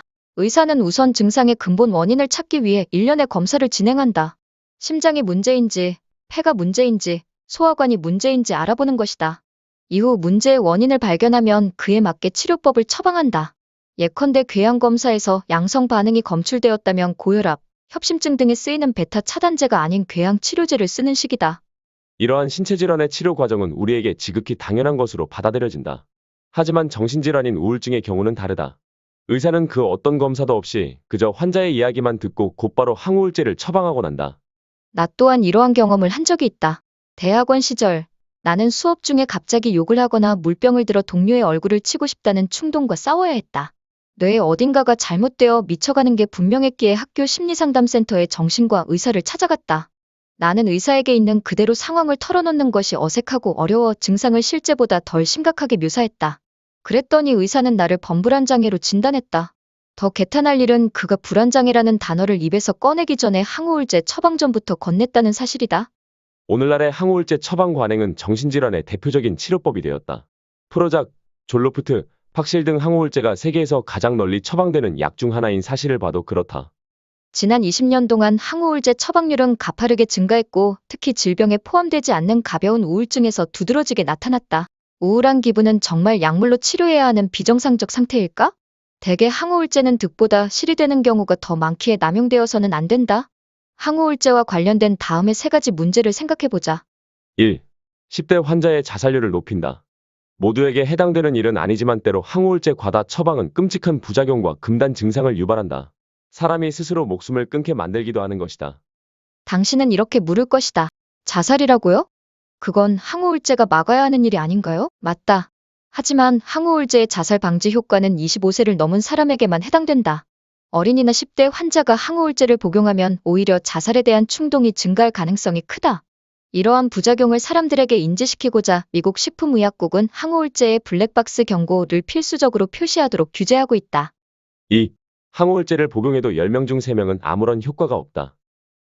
실제로 항우울제를 복용한 3명 중 1명은 아무런 약효를 누리지 못한다는 사실이 조사로 밝혀졌다. 전 세계 우울증 환자 약 2억 6천만 명 중 8,500만 명이 열심히 약을 복용하는데도 차도가 없는 셈이다. 이는 거꾸로 생각해보면 항우울제를 남용해 처방하는 문제라고도 볼 수 있다. 예컨대 팸은 감정 기복이 커지고 불안과 환각 증세가 생겨 여러 전문의에게 도움을 구했다. 그녀가 만난 의사는 다양했지만 그들은 하나같이 항우울제를 처방했다. 그러나 증상은 아무리 약을 먹어도 나아지지 않았고 그녀는 원인을 모른 채 수년간 우울의 늪에서 고통스럽게 지낼 수밖에 없었다. 팸의 고통은 정밀 검사로 증상의 원인을 발견해 제거하자 허무할 만큼 간단히 사라졌다. 그녀의 정신질환은 희귀하지만 치료가 충분히 가능한 포르피린증 포르피리아이라는 유전 질환 때문이었다. 이를 치료하지 못했기에 항우울제가 아무런 효과도 내지 못했던 것이다. 이는 팸만의 이야기가 아니다. 항우울제가 치료할 수 없는 다양한 기분장애가 존재하지만 많은 의사들이 이러한 질환에 무분별하게 항우울제를 처방한다. 때문에 환자들은 이유도 모른 채 고통 속에서 허우적댄다. 3. 가벼운 우울은 오히려 인생에 도움이 된다. 근본적으로는 우울의 실용성에 대해서도 생각해 볼 수 있다. 가벼운 우울감은 문제 그 자체를 해결하도록 도와주므로 오히려 인생에 도움이 된다는 사실이다. 영화배우 드웨인 존슨은 인생에서 우울증을 앓던 시기 덕분에 새로운 계획을 세울 수 있었다고 이야기한다. 대학 졸업 직후 그는 미식축구 선수가 되고 싶었지만 NFL 프로팀 선수로 선발되지 못했고 심지어 캐나다 미식축구 리그에서도 외면당했다. 미식축구 선수라는 그의 꿈은 그렇게 끝이 났다. 인생의 목표를 잃은 존슨은 우울증에 빠진 채 지하실에 틀어박혀 침잠했다. 이 시기는 그의 인생 최악의 암흑기였지만 덕분에 그는 배우라는 새로운 길을 찾아 뛰어들었고 결국 어마어마한 출연료를 받는 스타가 되었다. 그는 조언한다. 힘든 시기일수록 당신의 신념을 지키고 고생 끝에 낙이 온다고 믿어라. 뇌가 부정적인 감정에 천착해 기분을 가라앉게 하는 순간에도 우리는 기분을 나쁘게 만드는 그 상황을 개선하려고 필사적으로 노력한다. 우울증의 원인은 따로 있다. 항우울제는 세로토닌이 지나치게 적게 분비되는 증상만 치료한다. 문제는 아직도 세로토닌 결핍이 모든 기분 장애를 유발한다고 가정하고 있는 낡고 고루한 의료 관행이다. 분명히 잘못된 치료 방식이지만 이를 반증하는 후속 연구는 아직까지 없다. 감정, 수면, 식욕 등의 조절에 관여하는 신경 전달 물질의 일종으로 감정, 수면, 식욕 등의 조절에 관여하여 행복감을 높여주고 우울감과 불안감은 줄여준다. 세로토닌은 심리적인 고통에 전문적으로 대처하는 뇌 화학물질로 신경망 전체에 진정하라는 메시지를 보내 우리의 마음을 가라앉힌다. 세로토닌이 작용하는 방식은 다음과 같다.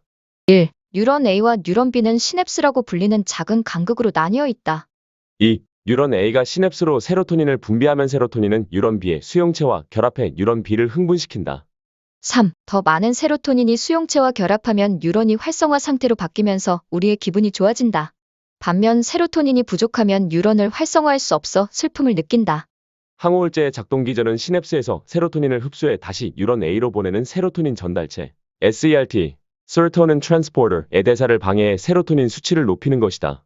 즉, 항우울제는 SERT를 차단해 세로토닌의 재흡수를 막기 때문에 선택적 세로토닌 재흡수 억제제 SSRI, Selective Serotonin Reuptake Inhibitor라고 불리기도 한다. 그렇다면 세로토닌 수치가 정상임에도 발생하는 우울증의 정체는 무엇일까? 정신질환의 진짜 원인은 염증. 정신질환의 진짜 원인은 뇌의 염증에 있다. 염증에 대해서는 아마 한 번쯤 들어보았리라 생각한다. 염증은 면역세포가 감염으로부터 신체를 보호할 때 나타나는 반응이다. 사이토카인, 세도카인은 면역세포로부터 분비되는 단백질 면역조절제로 부상이나 감염을 탐지하면 경보를 울려 면역세포들을 문제 지점으로 호출한다. 상처가 났을 때 빨갛게 붓는 이유가 바로 그 부위에 많은 혈액이 몰리기 때문이다. 염증은 뇌를 포함한 모든 신체 부위에서 생길 수 있다. 만약 뇌에 염증이 생기면 환자는 아직 진단을 받지 않았음에도 병증으로 인한 질병 행동을 보인다. 스스로 모든 에너지가 소진되었다고 생각하고 반사회적인 행동을 보이며 우울에 빠진다. 기진맥진한 채 홀로 집에 박혀 침대에서 넷플릭스를 몰아보는 사람을 머릿속으로 그려보라. 질병 행동은 환자를 다른 사람들로부터 격리하고 질병이 확산되는 상황을 방지함으로 사회적으로 대단히 이롭다. 사회적 거리두기가 뇌를 통해 이루어지는 셈이다. 뇌의 염증을 치료하고 건강을 회복하면 환자는 다시 밝고 사교적인 사람이 되지만 완치 후에도 질병 행동이 오래 지속되는 경우도 있다. 그럼 어떻게 될까? 피로에 찌들어 의기소침하고 우울함에 빠져 사람을 피하는 생활이 몇 개월 동안 이어진다. 그 끝에는 정신뿐 아니라 몸에서도 이상 신호가 발견된다. 몸과 마음에 생긴 염증으로 기분은 더 우울해지고 건강한 삶은 이제 먼 일이 된다. 이것이 바로 스트레스, 뇌의 염증이 작동하는 방식이다. 많은 사람들이 일상의 사소한 스트레스를 대수롭지 않게 여기지만 스트레스는 미래의 두뇌 건강과 직결되는 중요한 변수다. 작은 상처가 쌓이고 쌓이다 보면 사람을 죽음에 이르게 하기도 한다. 35에서 85세의 평범한 일반인을 20년에 걸쳐 추적해 작은 스트레스가 뇌 건강에 미치는 영향을 입증한 연구를 살펴보자. 맨 먼저 연구진은 참가자들의 혈액 샘플을 분석해 몸에 염증이 어느 정도 퍼져 있는지 파악했다. 그 후 참가자들은 8일간 매일매일 어떤 스트레스를 겪었고 그로 인해 어떤 감정을 느꼈는지 연구진에게 보고했다. 아래 7가지 사건 중 한 가지 이상이 발생하는 날은 스트레스를 경험한 날로 간주했다. 1. 가족이나 친구와 언쟁했다. 2. 가족이나 친구와의 언쟁을 피했다. 3. 직장이나 학교에서 스트레스를 받는 일이 있었다. 4. 집에서 스트레스를 받는 일이 있었다. 5. 어떤 일에 있어 차별을 받았다. 6. 스트레스를 받고 있는 가족이나 친구를 도와주었다. 7. 이외에도 스트레스를 받는 사건을 겪었다. 연구 결과 스트레스를 받은 사람들은 그렇지 않은 사람보다 더 우울해하며 일상에서 행복을 느끼지 못했다. 스트레스 유무에 따라 기분이 천국과 지옥을 오가는 사람이 있는 한편 주위 상황에 쉽게 영향을 받지 않는 돌부처 같은 사람도 존재했는데 연구진은 감정 기복이 심한 사람이 염증이 가장 많다는 사실도 밝혀냈다. 감정이 면역 체계에 막대한 영향을 미치는 것이다. 이것이 끝이 아니다. 10년 뒤 연구진은 동일한 사람들을 대상으로 후속 연구를 진행했는데 감정 기복이 심했던 이들은 10년 후에도 대부분 불안이나 우울 때문에 힘들어했다. 뿐만 아니라 연구진은 첫 연구에서 특정한 개개인의 감정 기복을 바탕으로 20년 후 사망 가능성도 예측했는데 그 예측이 대부분 맞아떨어졌다. 신무려 사망 가능성이다. 이 연구가 주는 메시지는 분명하다. 사소한 일에 목숨을 걸고 일일비하지 말아야 한다. 은유로서의 목숨이 아니라 정말 생명이 걸려 있다. 작은 일에 목숨 걸지 말라. 스트레스, 불안, 걱정은 현대인의 일상이라고 해도 과언이 아니다. 작업 마감 시한 때문에 운동을 거르고 음식을 배달시켜 먹고 잠을 줄여가며 일을 끝낸다. 어디선가 본 듯 익숙한 모습이지 않은가? 너무 바쁘게 살다 보니 건강을 돌볼 시간이 없다. 인류 역사상 처음으로 과체중인 사람이 저체중인 사람보다 많아졌고 3명 중 1명은 수면 부족이며 미국인의 80%가 운동을 충분히 하지 못한다. 현대인의 나쁜 생활 습관은 심혈관 질환, 비만, 당뇨 등 소위 생활습관병 lifestyle diseases이란 영역이 새로 생기게 만들었다. 세계보건기구 WHO에 따르면 생활습관병은 전 세계적으로 건강을 위협하는 가장 심각한 질병이다. 이처럼 현대인의 스트레스는 건강상의 심각한 문제를 가져온다. 기진맥진하고 감정의 기복이 생기고 쉽게 우울감에 빠지고 심할 경우 자살을 생각하게 만드는 스트레스는 대단한 사건이나 일 때문에 발생하는 것이 아니다. 일상 속 평범한 일에서 생기는 것으로 인해 우리 모두가 위험에 처해 있다는 뜻이다. 소심한 탓에 친구를 사귀지 못하는 아이, 과제 마감을 맞추는데 실패해 머리를 쥐어뜯는 대학생, 본선 진출이 절실하지만 매번 탈락하는 선수, 해야 할 일이 도무지 끝날 것 같지 않은 직장인 등등. 모두 대단한 사건이라고 볼 수 없는 평범한 사례다. 그러나 이러한 상황이 반복되다 보면 더 이상 앞으로 나아갈 수 없는 한계점이 오기도 한다. 보통 인생의 전환기의 한계점과 마주하지만 그 시기가 아니더라도 언제든 만날 수 있다. 예를 들면 다음과 같다. 영화배우 드웨인 존슨은 프로 미식축구 선수가 되겠다는 오랜 꿈이 좌절된 후 아무것도 하지 않는 암흑기를 보냈다. 세계적인 수영선수 마이클 펠프스는 평생을 바쳐 훈련해 올림픽에서 메달을 땄지만 은퇴 후에는 극심한 허무와 우울감을 겪으며 자신이 더 이상 쓸모없다는 생각에 시달렸다. 최근 은퇴한 내 동료는 일상의 체계와 목적이 사라져 자신이 어디에 속해 있는지 알 수 없어 혼란스러워한다. 내 인생의 중대한 전환기는 대학에 입학한 뒤 엄마가 되고 결혼 생활을 끝낼 때까지였다. 이 시기는 강박장애를 알았을 때와 딱 맞아떨어진다. 대학 때 처음 나타난 이상한 생각들은 출산 후에 절정에 이르렀는데 일종의 산후 우울증과 강박장애가 겹쳐진 까닭이었다. 그러나 이와 같은 경험으로 힘겨운 일상에 대처하는 기술을 미리 개발해둔 덕분에 결혼 생활을 끝낸 뒤에는 놀라울 만큼 내게 아무 일도 일어나지 않았다. 그 기술은 바로 운동이었다. 이에 대해서는 곧 자세히 이야기할 것이다. 나는 운동이라는 정신적 토대를 마련하기까지 아주 고통스럽고 지지부진한 시간을 보내야 했다. 나는 이렇게 되기까지 2년이라는 시간이 걸렸지만 아직까지도 내가 누구인지, 어디로 가고 있는지 100% 확신하지는 못한다. 오랜 시간 지속된 스트레스는 이토록 끈질기게 사람을 괴롭힌다. 스트레스가 질병을 유발하는 과정. 스트레스는 감염성 질환이 아니지만 우리를 아프게 한다. 면역체계를 속여서 실제로 아픈 부위가 없어도 병에 걸렸다고 생각하게 하는 것이다. 이 현상을 무균 면역 반응 sterile immune response이라고 한다. 이질적인 박테리아나 바이러스가 신체 내에 없으므로 무균 상태이지만 면역체계는 마치 감염된 것처럼 행동한다. 신기하지 않은가? 스트레스가 질병을 유발하거나 아프다고 느끼게 만드는 과정은 다음과 같다. 1단계, 스트레스에 지친 세포를 적으로 오해한다. 면역체계는 우리 몸을 회원 전용 클럽처럼 운영한다. 세포를 하나하나 확인하며 회원인지 아닌지 엄격하게 가려낸다. 기존의 세포들이 암호를 대면 면역체계는 좋아, 넌 들어가도 돼 라며 통과시키고 이질적인 세포들이 입장하려고 하면 안 돼, 넌 나가 라고 소리치며 허락하지 않는다. 문제는 스트레스에 지친 세포가 너무 긴장한 탓에 암호를 제대로 대지 못하고 우물쭈물하다 문전박대당할 때도 있다는 것이다. 2단계, 면역체계가 지원군을 요청한다. 스트레스에 지친 세포를 적으로 오해하면 면역체계는 곧바로 지원을 요청한다. 실제로 스트레스에 지친 세포는 때로 이질적인 세포와 함께 침입하기도 한다. 지원군으로 온 일반 면역세포는 우리 몸을 보호하기 위해 염증 반응을 조절하는 인플라마좀 인플라메섬을 활성화시킨다. 면역세포에서 발현되는 단백질 복합체다. 평소에는 세포 내에 존재하다가 미생물 감염 등 위험인자를 인지하면 활성화되어 염증 반응을 일으킨다. 3단계, 면역체계가 과도하게 반응한다. 염증으로 나타나는 강한 면역 반응이 항상 좋은 것은 아니다. 지나친 염증은 신체에 해로우며 여러 폐해를 일으킨다. 유당불내증을 겪는 사람들은 스트레스를 받았을 때 평소보다 더 심한 유제품 거부 반응을 경험한다. 스트레스 때문에 유당과 다른 알레르기 유발 항원에 더 민감해지는 것이다. 정신적으로 힘든 시기에 쉽게 아픈 이유도 이와 같다. 스트레스 때문에 감염에 취약해지는 것이다. 이 때문에 스트레스를 많이 받는 직업에 종사하는 사람들은 심장병과 뇌졸중 등 염증성 질환의 발병 가능성이 높다. 4단계, 미주신경이 제대로 작동하지 않는다. 염증이 지나치면 뇌에도 악영향을 미친다. 타박상의 일종인 뇌진탕은 염증을 발생시켜 영구적으로 뇌를 손상시키는 치명적인 결과를 낳기도 한다. 다행히 뇌에 있는 혈내장벽 BBB (Blood-Brain Barrier)은 신체의 염증으로부터 뇌를 보호하는 역할을 한다. 마치 국경에 세워진 장벽처럼 국경수비대 역할을 하는 수송체 물질을 이동시키는 체내 단백질도 거느리고 있다. 수송체는 입장할 수 있는 면역세포의 종류와 수를 엄격하게 제한하기에 뇌는 신체의 염증으로부터 안전하다. 한편 뇌는 몸에서 무슨 일이 벌어지는지는 알고 싶어 한다. 이런 뇌의 욕구를 충족시켜주는 정보원이 바로 미주신경이다. 미주신경은 일명 육감이라 불리는 것으로 뇌에 지속적으로 정보를 제공한다. 눈은 세상을 보고, 귀는 소리를 듣고, 코는 냄새를 맡고, 혀는 맛을 보고, 손가락은 촉감을 느끼듯 미주신경은 감지한다. 무엇을 감지하는 것일까? 염증의 증가, 스트레스 호르몬의 변화, 장내 미생물군의 미세한 변화 등 신체의 다양한 변화를 감지한다. 미주신경 바게스 nerv은 방랑자 바게스라는 이름에 걸맞게 신체 곳곳을 돌아다닌다. 뇌간에서 심장과 폐를 거쳐 장까지 다니면서 정보를 수집하고 이례적인 활동을 뇌에 알린다. 신호를 받은 편도체가 반응하면 공포심을 느끼게 되고 스트레스 반응이 생긴다. 요컨대 미주신경은 몸과 마음을 연결하는 궁극의 연결고리인 셈이다. 직감을 믿어라 라는 말은 미주신경의 명민한 능력에 관한 것이다. 덕분에 우리는 상황을 제대로 인지하기도 전에 무엇인가 잘못되었음을 감지할 수 있다.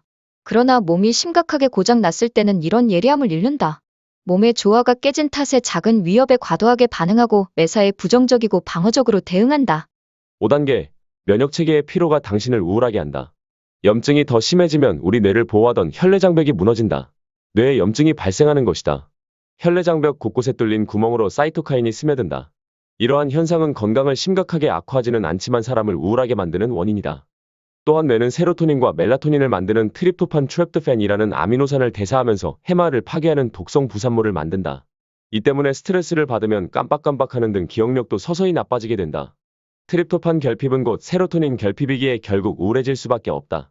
그렇다면 항우울제로 이런 문제를 간단히 해결할 수 있지 않을까? 이론과 달리 상황은 훨씬 복잡하다. 항우울제가 세로토닌 전달체를 막는 것은 사실이지만 염증이 생긴 뇌가 만들어내는 엄청난 양의 세로토닌 전달체를 모두 막기에는 역부족이기 때문이다. 결국 스트레스 때문에 당신은 몸과 마음이 아프게 된다. 피로에 절어 항상 부정적이고 우울해서 사회적 교류를 기피하기를 몇 주, 심지어는 몇 개월 동안 지속한다. 세로토닌 수치를 올리기 위해 항우울제를 먹어보지만 아무런 효과도 없다. 당연한 일이다. 문제의 근본적인 원인이 그대로이기 때문이다. 운동을 자주 해야만 효과가 있을까? 운동의 뇌과학에서 발견한 첫 번째 사실은 바로 운동이 우울증으로부터 환자를 구출해낸다는 점이다. 항우울제에서 아무런 효과를 보지 못하고 속수무책으로 고통받던 환자들이 운동을 통해 우울증에서 탈출할 수 있었다. 운동과 우울증 간의 관계를 입증하기 위해 심한 우울증 환자 중 우울제에 반응이 없는 이들을 모집한 연구를 살펴보자.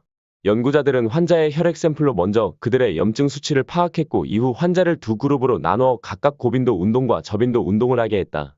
1고빈도 운동 집단은 매주 체중 1kg당 16칼로리를 운동으로 태우는 신체 활동을 했다. 이를 위해 그들은 매주 150분간 강도 높은 유산소 운동을 했다. 2저빈도 운동 집단은 매주 체중 1kg당 3칼로리를 운동으로 태우는 신체 활동을 했다. 이는 현대인에게 요구되는 신체 활동 권고 지침의 4분의 1 1kg당 12칼로리에 불과한 수준이었다. 프로그램은 12주 동안 진행되었으며 빈도에 따른 운동 효과에 대한 연구였기에 환자들은 러닝머신이나 실내 자전거 둘 중 하나를 택해 원하는 강도로 운동했다. 연구자들은 일주일마다 환자의 우울증 증세를 평가했다. 그 결과 모두가 12주 뒤에는 증상이 발현하는 횟수가 줄었을 뿐만 아니라 증상의 심각도도 완화되었다. 그중 가장 크게 증상이 완화된 이들은 염증 수치가 높았던 환자들이었다. 운동의 효과는 약물의 내성이 없는 사람이 항우울제에서 얻는 정도와 비슷했다. 무엇보다 이 연구의 가장 흥미로운 점은 고빈도 운동 집단과 저빈도 운동 집단이 똑같은 운동 효과를 누렸다는 사실이다. 우울증을 막을 수 있는 운동법. 몸이 염증을 스스로 제거하면 일상의 스트레스로부터 받는 악영향도 줄어든다. 우리 연구소는 대학생들이 가장 스트레스를 많이 받는 기말고사 기간 6주 동안 그들의 정신건강과 염증의 변화를 추적했다. 그리고 이를 토대로 운동이 스트레스로 인해 생기는 우울증을 방지한다는 사실을 입증했다. 우리는 정신질환이 없고 운동을 하지 않는 학생들을 모집한 후 무작위로 3개 그룹에 배치했다. 1첫 번째는 통제 그룹이다. 통제 그룹은 6주 동안 정적인 생활을 유지했다. 이 두 번째는 중간 강도의 지속적인 훈련을 받는 그룹이다. 그들은 6주 동안 일주일에 3번 30분간 약간 땀이 날 정도의 강도로 자전거를 탔다. 3세 번째는 고강도 인터벌 트레이닝을 받는 그룹이다. 그들은 6주 동안 일주일에 3번 20분간 높은 강도와 중간 강도를 1분씩 번갈아가며 자전거를 탔다. 두 번의 중간 강도 운동 그룹과 운동량을 맞추기 위해 운동 시간은 약간 짧게 설정되었다. 두 집단의 운동 시간은 모두 몸을 푸는 시간과 정리하는 시간을 포함했다. 힘겨웠던 6주가 끝났을 때 전혀 운동을 하지 않고 정적으로 생활한 통제 그룹은 치료가 필요할 정도로 심각한 우울감에 빠져 있었다. 그들 모두가 정신질환을 겪은 적이 없었다는 사실을 고려하면 충격적인 결과였다. 반면 두 개의 운동 그룹은 통제 그룹과 똑같은 심리적인 스트레스에 노출되었음에도 우울감을 느끼지 않았다. 특히 중간 강도로 지속적인 훈련을 받은 그룹의 학생들이 가장 스트레스를 덜 받았고 혈액 검사로 확인한 염증 수치도 낮았다. 다시 말해 우울증을 막기 위해서는 운동이 필요하지만 반드시 힘든 운동만이 유효한 것은 아니다. 또한 스트레스가 정신 건강을 얼마나 빠르게 악화시키는지도 확인할 수 있다. 놀랍지 않은가? 염증 수치 완화가 아닌 교감신경계와 부교감신경계의 작용으로도 운동의 효과를 설명할 수 있다. 자율신경계는 기량작용으로 내장기관의 기능을 조절하는 교감신경계와 부교감신경계로 구성되어 있다. 교감신경계는 급격히 에너지를 소비하는 활동 투쟁 도피 반응을 할 때 활성화되는 신경계이고, 부교감신경계는 에너지를 보존하는 활동 휴식, 소화 활동을 할 때 활성화되는 신경계이다. 음양에 비교하자면 교감신경계는 양이고 부교감신경계는 음인 셈이다. 앞서 이야기한 직감을 담당하는 미주신경을 기억하는가? 미주신경은 부교감신경계의 일부로 신체에서 뇌로 메시지를 전달하는 것 외에 뇌에서 신체로 이동하며 스트레스를 중화하는 역할도 한다. 다음 질문을 통해 교감신경과 부교감신경이 서로 협력하는 과정을 확인해보자. 이론을 하루 스트레스를 받는 일이 있었는가? X친구와의 말다툼, 프로젝트의 마감, 어떤 일에 대해 차별을 받음 혹은 목격함. 이그 스트레스 요인에 대해 어떤 감정을 느꼈는가? X 분노, 당황, 긴장.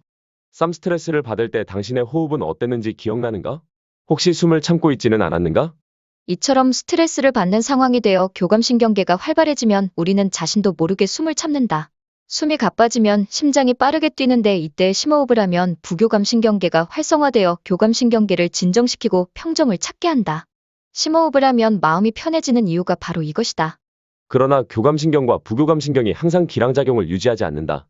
스트레스가 심해질수록 교감신경계의 힘은 점점 더 강해지고 결국 부교감신경계는 백기를 들고 만다.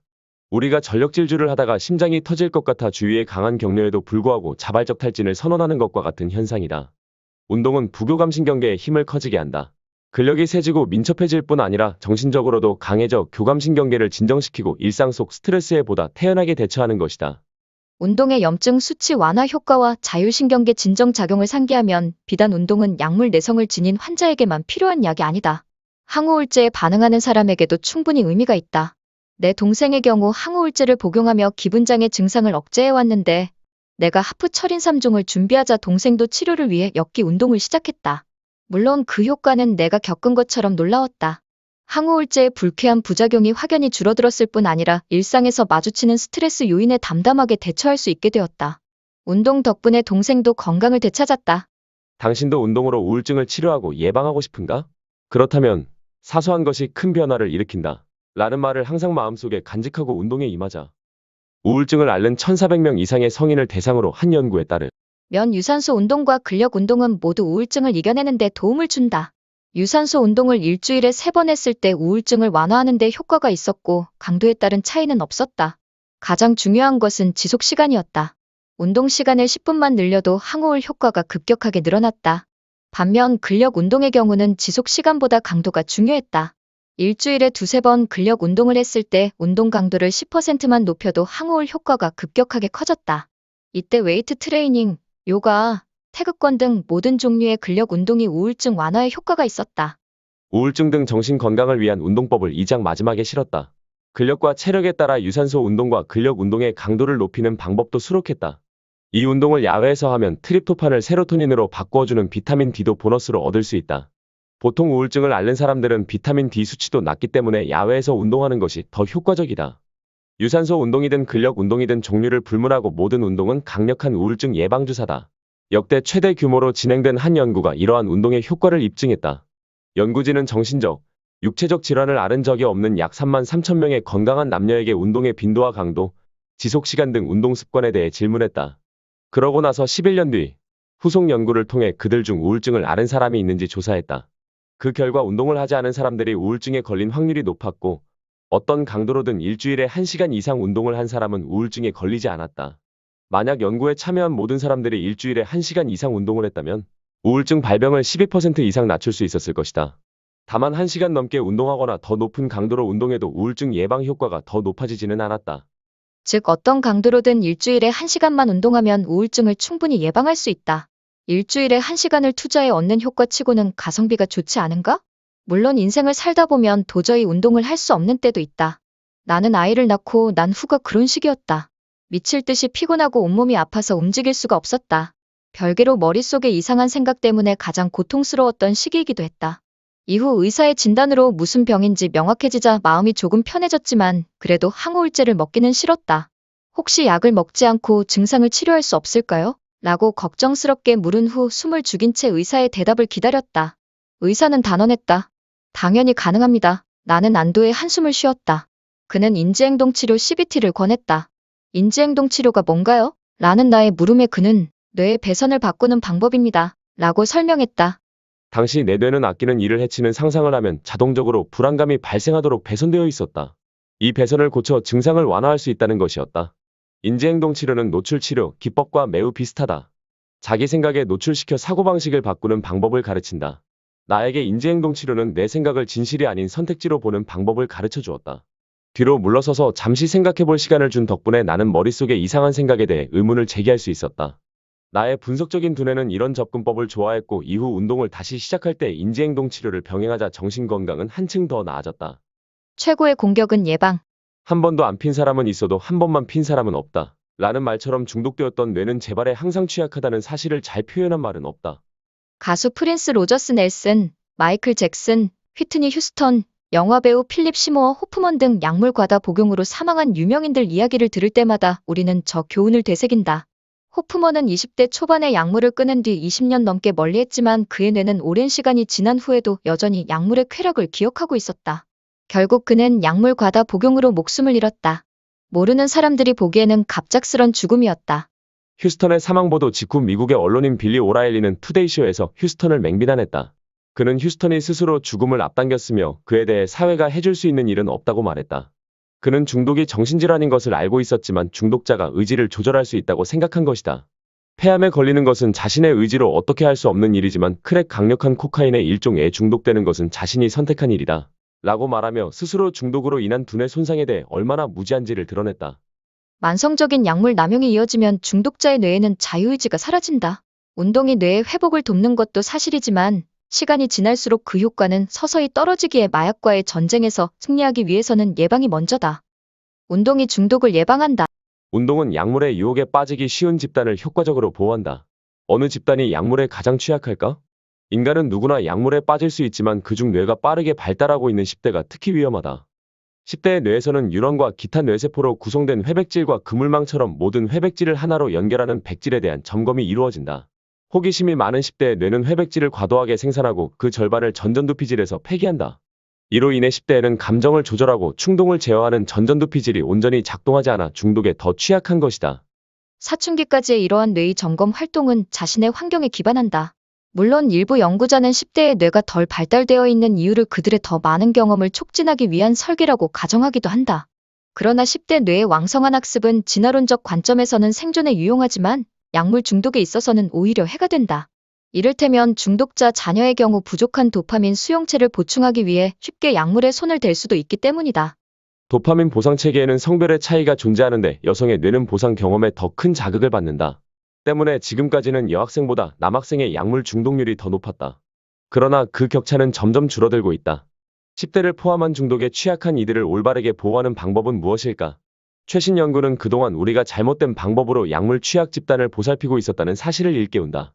그동안 우리는 최대한 마약과의 접점을 줄이는 방법을 써왔는데 그보다는 신체 활동을 토대로 건강한 삶의 방법을 알려주는 것이 중독 예방에 더 효과적이었다. 또 다른 연구도 있다. 로드아일랜드의 4,000명가량의 중학교 1학년 학생들을 대상으로 중독 예방법을 실험한 것이다. 학생들은 두 프로그램 중 하나에 무작위로 배정되었다. 흡연과 음주를 방지하는 일반적인 중독 예방 프로그램.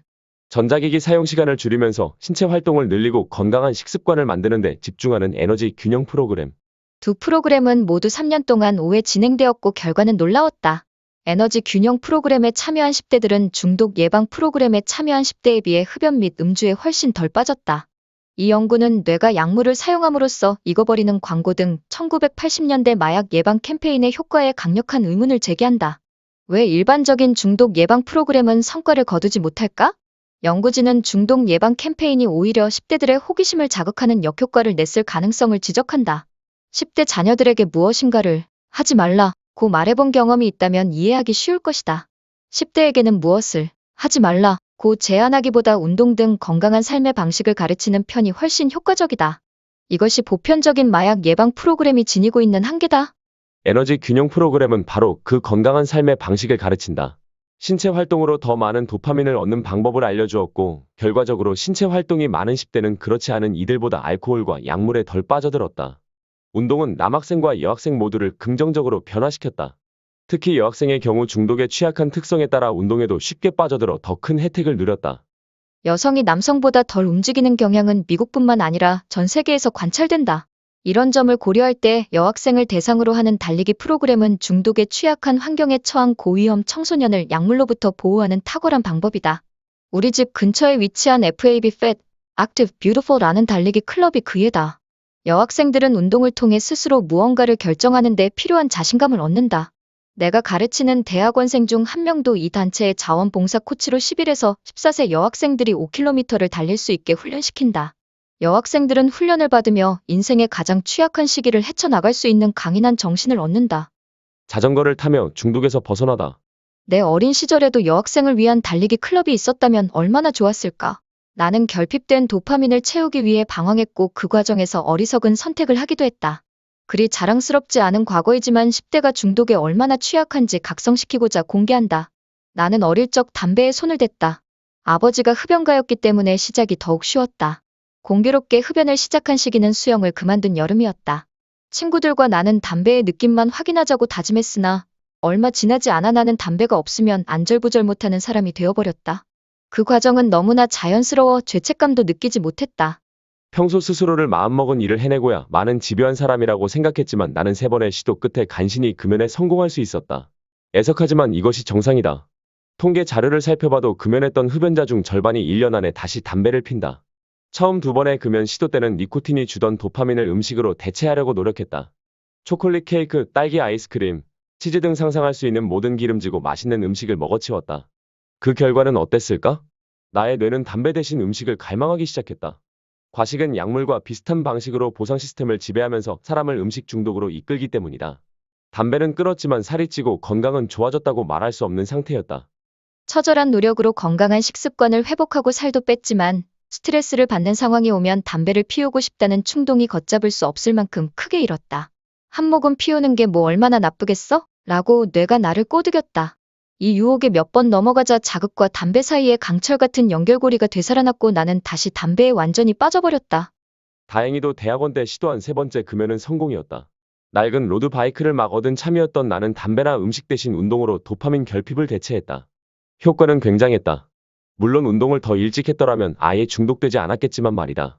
하지만 하지 않는 것보다는 낫지 않은가? 모든 마라톤이 결승선에서 우승하는 것은 아니다. 테리 폭스 재단 의족 마라토너 테리 폭스를 기리는 단체. 만세. 여기까지 온 것을 축하한다. 당신은 고된 시간을 견뎌내고 여기까지 왔다. 체력을 단련했고 불안과 우울증, 중독에서 탈출했으며 몸과 마음은 더 젊어졌다. 이제 당신은 더 강해졌다. 그 이유는 분명하다. 운동이 여러 가지 방식으로 당신을 치유한 것이다. 당신은 더 많이 웃을 뿐더러 갈망에 시달리는 일이 적어졌다. 기억력은 높아졌고 잠을 더 잘 잔다. 일에서는 집중력이 좋아졌고 창의적인 해결책이 어렵지 않게 떠오른다. 운동이 두뇌의 잠재력을 열어젖힌 것이다. 당신의 노력으로 얻어낸 것이니 천재성이 발휘되는 순간을 즐기라. 하지만 명심할 것이 있다. 이것은 평생에 걸친 여정이라는 사실이다. 페이스를 지키고 새로운 경험을 즐기고 매 순간에 의미를 두어야 한다. 그것이 인내라는 덕목을 인생의 끝까지 가져가는 데 필요한 일이다. 이 책의 마지막 장에서는 운동을 자신에게 최적화시켜 집중력과 창의력을 강화하는 방법을 배울 것이다. 그 다음 운동이 가져다주는 몰입과 투지의 순간이 얼마나 가치 있는지 살펴보고 힘든 시기에 운동을 멈추지 않는 것이 가져오는 놀라운 힘을 깨닫게 될 것이다. 체력이 집중력을 만든다. 창조하는 뇌의 능력은 오랜 시간 선망의 대상이었다. 이는 뇌의 가장 진화한 영역인 전전두피질의 기능으로 그 덕분에 인간은 세상에 단순히 반응하는 데 그치지 않고 세상과 상호작용하게 되었다. 이 능력은 인간을 다른 동물과 구분한다. 인간은 과거로부터 교훈을 얻고 미래를 예측하며 목표를 성취하기 위해 계획을 세운다. 인류가 이룬 경이로운 문명이 그 결과물이다. 하지만 언제나 위대한 아이디어를 떠올릴 수 있는 것은 아니다. 때에 따라 같은 생각이 어떤 때는 가능성으로 보이고 또 다른 때는 장애물로 보이기 때문이다. 잠이 부족해 제대로 된 사고를 할 수 없을 때를 떠올려보라. 그뿐 아니라 앞서 이 책에 등장한 모든 질환은 탁월한 아이디어를 창출하는 능력에 악영향을 미친다. 이를테면 불안장애와 우울증 환자는 집중하는 것을 무척 어려워한다. 집중력 결핍 증세를 두 질환을 진단하는 척도로 사용할 정도다. 중독은 뇌가 감정과 충동을 조절하지 못하게 방해해 잘못된 결정을 내리도록 만든다. 한편 뇌가 노화한 노인들은 집중을 방해하는 요소를 제거하는 능력이 떨어져 생각을 정리하는 데 어려움을 겪기도 한다. 설상가상으로 집중력이 부족하니 보고 싶은 것만 보게 되고 다른 사람의 관점을 이해할 여력이 없어진다. 집중하기 위해서는 잠깐이라도 움직여야 한다. 일과 중에 조금만 신체 활동을 늘려도 혜택을 보는 것은 어린이뿐 아니라 우리 모두에게 해당된다. 운동이 인생 전반에 걸쳐 실행 기능을 향상시키기 때문이다. 특히 연구자들은 억제 조절력 향상을 운동의 가장 큰 효능으로 주목하고 있다. 연구실이라는 환경에서 실험에 필요한 단순한 운동을 했기 때문에 발생한 효과가 아닌지 의심되긴 하지만 말이다. 이것이 무슨 말인가 하면 실험을 위해 모든 방해 요소가 제거된 환경에서 운동을 하면 지루함을 쉽게 느껴 신체뿐 아니라 자연스럽게 정신까지 단련하게 된다는 뜻이다. 고백하자면 우리 연구소에서의 운동도 재미가 없다. 고급 헬스클럽에서 걷는 것을 기대하면 안 된다. 사우나도 없고 수건 서비스도 없다. 때로는 기구에 대한 선택권도 제한된다. 그냥 당신을 러닝머신 위에 세워둔 뒤 온도가 조절되는 조용한 방에서 아무것도 없는 벽을 응시하며 혼자 운동하게 한다. 그렇게 30분만 운동을 해보라. 운동하는 내내 그 운동이 얼마나 지루한지 의식하지 않기 위해 애를 써야 할 것이다. 시간이 얼마나 남았나요? 5분밖에 안 지났다고요? 라고 말하는 순간 더 이상 신체적인 운동에 머무른 것이 아니라 정신적인 운동까지 하는 셈이다. 즉, 지루한 시간 동안 당신은 두 가지를 동시에 단련한다. 몸을 움직이면서 더 구체적으로 억제 조절력도 훈련하는 것이다. 결국에는 체력과 정신력이 모두 강해질 것이다. 지루함을 억누르기 위해 보낸 시간을 생각해보라. 이제 당신은 억제의 신이다. 그럼 너무 좋은 거 아닌가? 라고 당신은 말할 수도 있다. 그러나 불행히도 두뇌 실행 기능의 세 가지 하위 요소 중 하나만을 향상시켰을 뿐이다. 집약적이고 제한적으로 운동했기 때문에 인지적 유연성은 전혀 사용하지 못했다. 만약 자폐증이 있다면 집중력보다는 인지적 유연성이 더 필요하기에 훈련 결과에 특히 만족하지 못할 수도 있다. 우리 연구소 연구진과 기타 연구진들은 인지적 유연성을 높이기 위한 방법을 찾아보았고 이에 러닝머신 위에서 운동하는 것보다 여러 가지 운동을 돌아가면서 잠깐씩 하는 순환식 훈련법이 도움이 된다는 사실을 발견했다. 탁구와 농구도 효과가 좋았다. 이것은 자폐증 환자에게만 적용되는 운동법이 아니다. 창의력을 높이고자 하는 이들 모두가 활용할 수 있는 운동법이다. 고통은 우리를 강하게 만든다. 삶이 원활하게 흘러가는 시기라면 고통은 별게 아니다. 쉽게 이겨낼 수 있다. 그러나 어려운 상황일 때는 작은 고통 하나도 너무나 버겁다. 이때 당신에게 필요한 것은 의미다. 열정과 목적이 힘을 발휘할 때인 것이다. 의미가 목표를 넘어설 때 사람은 더욱 강해진다. 테리 폭스는 암으로 인해 다리를 잃었지만 다행히 목숨을 건질 수 있었다. 그는 생명이란 엄청난 선물을 다른 암 환자들에게도 나누어주고 싶었다. 암 환자들의 치료비 지원을 위한 $1,000,000 모금 활동을 하기로 결심했고 그 방법으로 캐나다 전국을 마라톤으로 횡단하기로 했다. 그에게는 다리가 없는 사람도 인생을 충분히 즐기며 살 수 있음을 증명하겠다는 목표도 있었다. 그는 희망의 마라톤을 시작한 뒤 143일 동안 거의 매일 공식 마라톤 경기의 거리인 42.195km만큼을 달렸다. 어떻게 이토록 놀라운 성취를 거둘 수 있었냐는 질문에 그는 겸손하게 답했다. 분명 힘들었습니다. 하지만 그 일은 저와 다른 암 환자들을 위해 제가 이루고 싶었던 유일한 것이었습니다. 테리 폭스는 더 이상 우리 곁에 없지만 그가 행동으로 보여준 고귀한 투지는 여전히 여기 살아 숨쉰다. 많은 캐나다인은 매년 테리 폭스런 테리 폭스 런이라는 달리기 행사에 참여한다. 이 행사는 학교 행사에 꽂히기도 해서 행사 몇 주 전부터 교사들은 아이들에게 테리의 인생과 업적을 소개하며 아이들을 동기부여한다. 내 딸도 학교에서 테리의 인생에 대해 배웠다. 테리 폭스런을 왜 하는 것 같냐는 나의 질문에 따른 능동적인 삶의 태도와 인내심을 가지라는 가르침을 줘요. 라고 답했다. 또한 그렉 스코트라는 자기 또래의 어린 암 환자가 테리 옆에서 자전거를 타고 같이 달렸다는 사실도 내게 알려주었다. 인생의 위기에서 나를 구하기까지. 나는 인생의 힘겨운 변화를 운동으로 견뎠다. 불가능해 보였던 철인 3종 경기 완주라는 목표를 코앞에 두었을 때였다. 2020년 3월이었고 경기까지는 5개월이 남아있었다.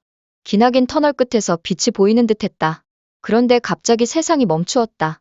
코로나 팬데믹으로 체육관, 수영장, 학교 등 모든 곳이 문을 닫았다. 경기도 취소될 가능성이 컸다.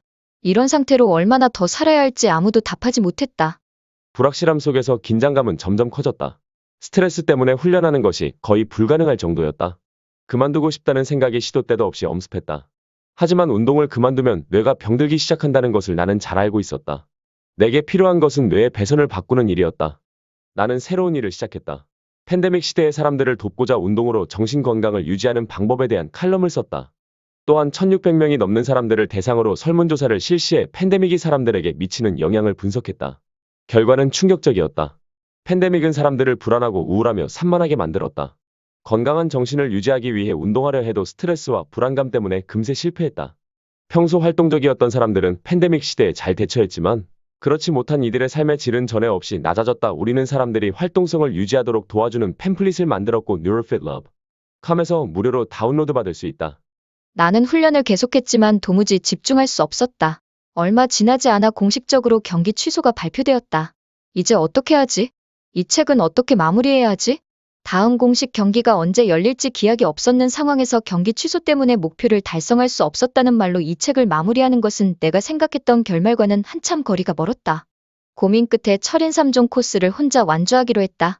그뿐만 아니라 경기하면서 정신 건강을 위한 모금 운동도 진행하기로 결심했다. 테리 폭스처럼 말이다.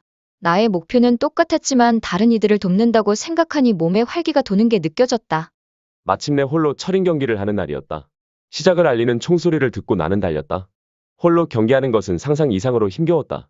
하지만 나는 이 책을 읽는 독자들에게 운동이 우리를 구원한다는 것을 몸소 보여주고 싶어 최선을 다했다.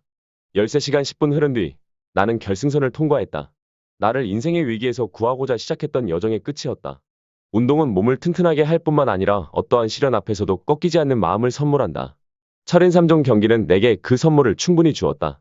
이제 당신 차례다. 어떤 운동인지는 중요하지 않다. 핵심은 움직인다는 사실 그 자체다. 더 나은 삶을 위한 작은 발걸음이 당신을 구원할 것이다. 감사의 말. 운동이 뇌에 제공하는 혜택에 관한 훌륭한 증거들을 수집해준 학술계 동료들.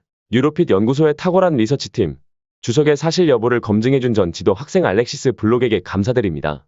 운동 프로그램을 과학적 증거에 기반해 고안하는 일을 도와준 제 코치 크리스티나 플라체키, 일명 코치 K에게도 감사를 표합니다. 저와 제 가족, 친구들이 운동을 시연하는 모습을 아름답게 찍어준 사진작가 폴리나 제치코프스카에게도 감사의 말을 전합니다. 무엇보다도 항상 저를 믿고 지원해주는 가족, 친구, 학생, 동료 여러분 그리고 제 영감의 원천인 사랑하는 딸 모니카에게 진심 어린 감사를 전합니다. 지금까지 상상빌더였습니다. 감사합니다.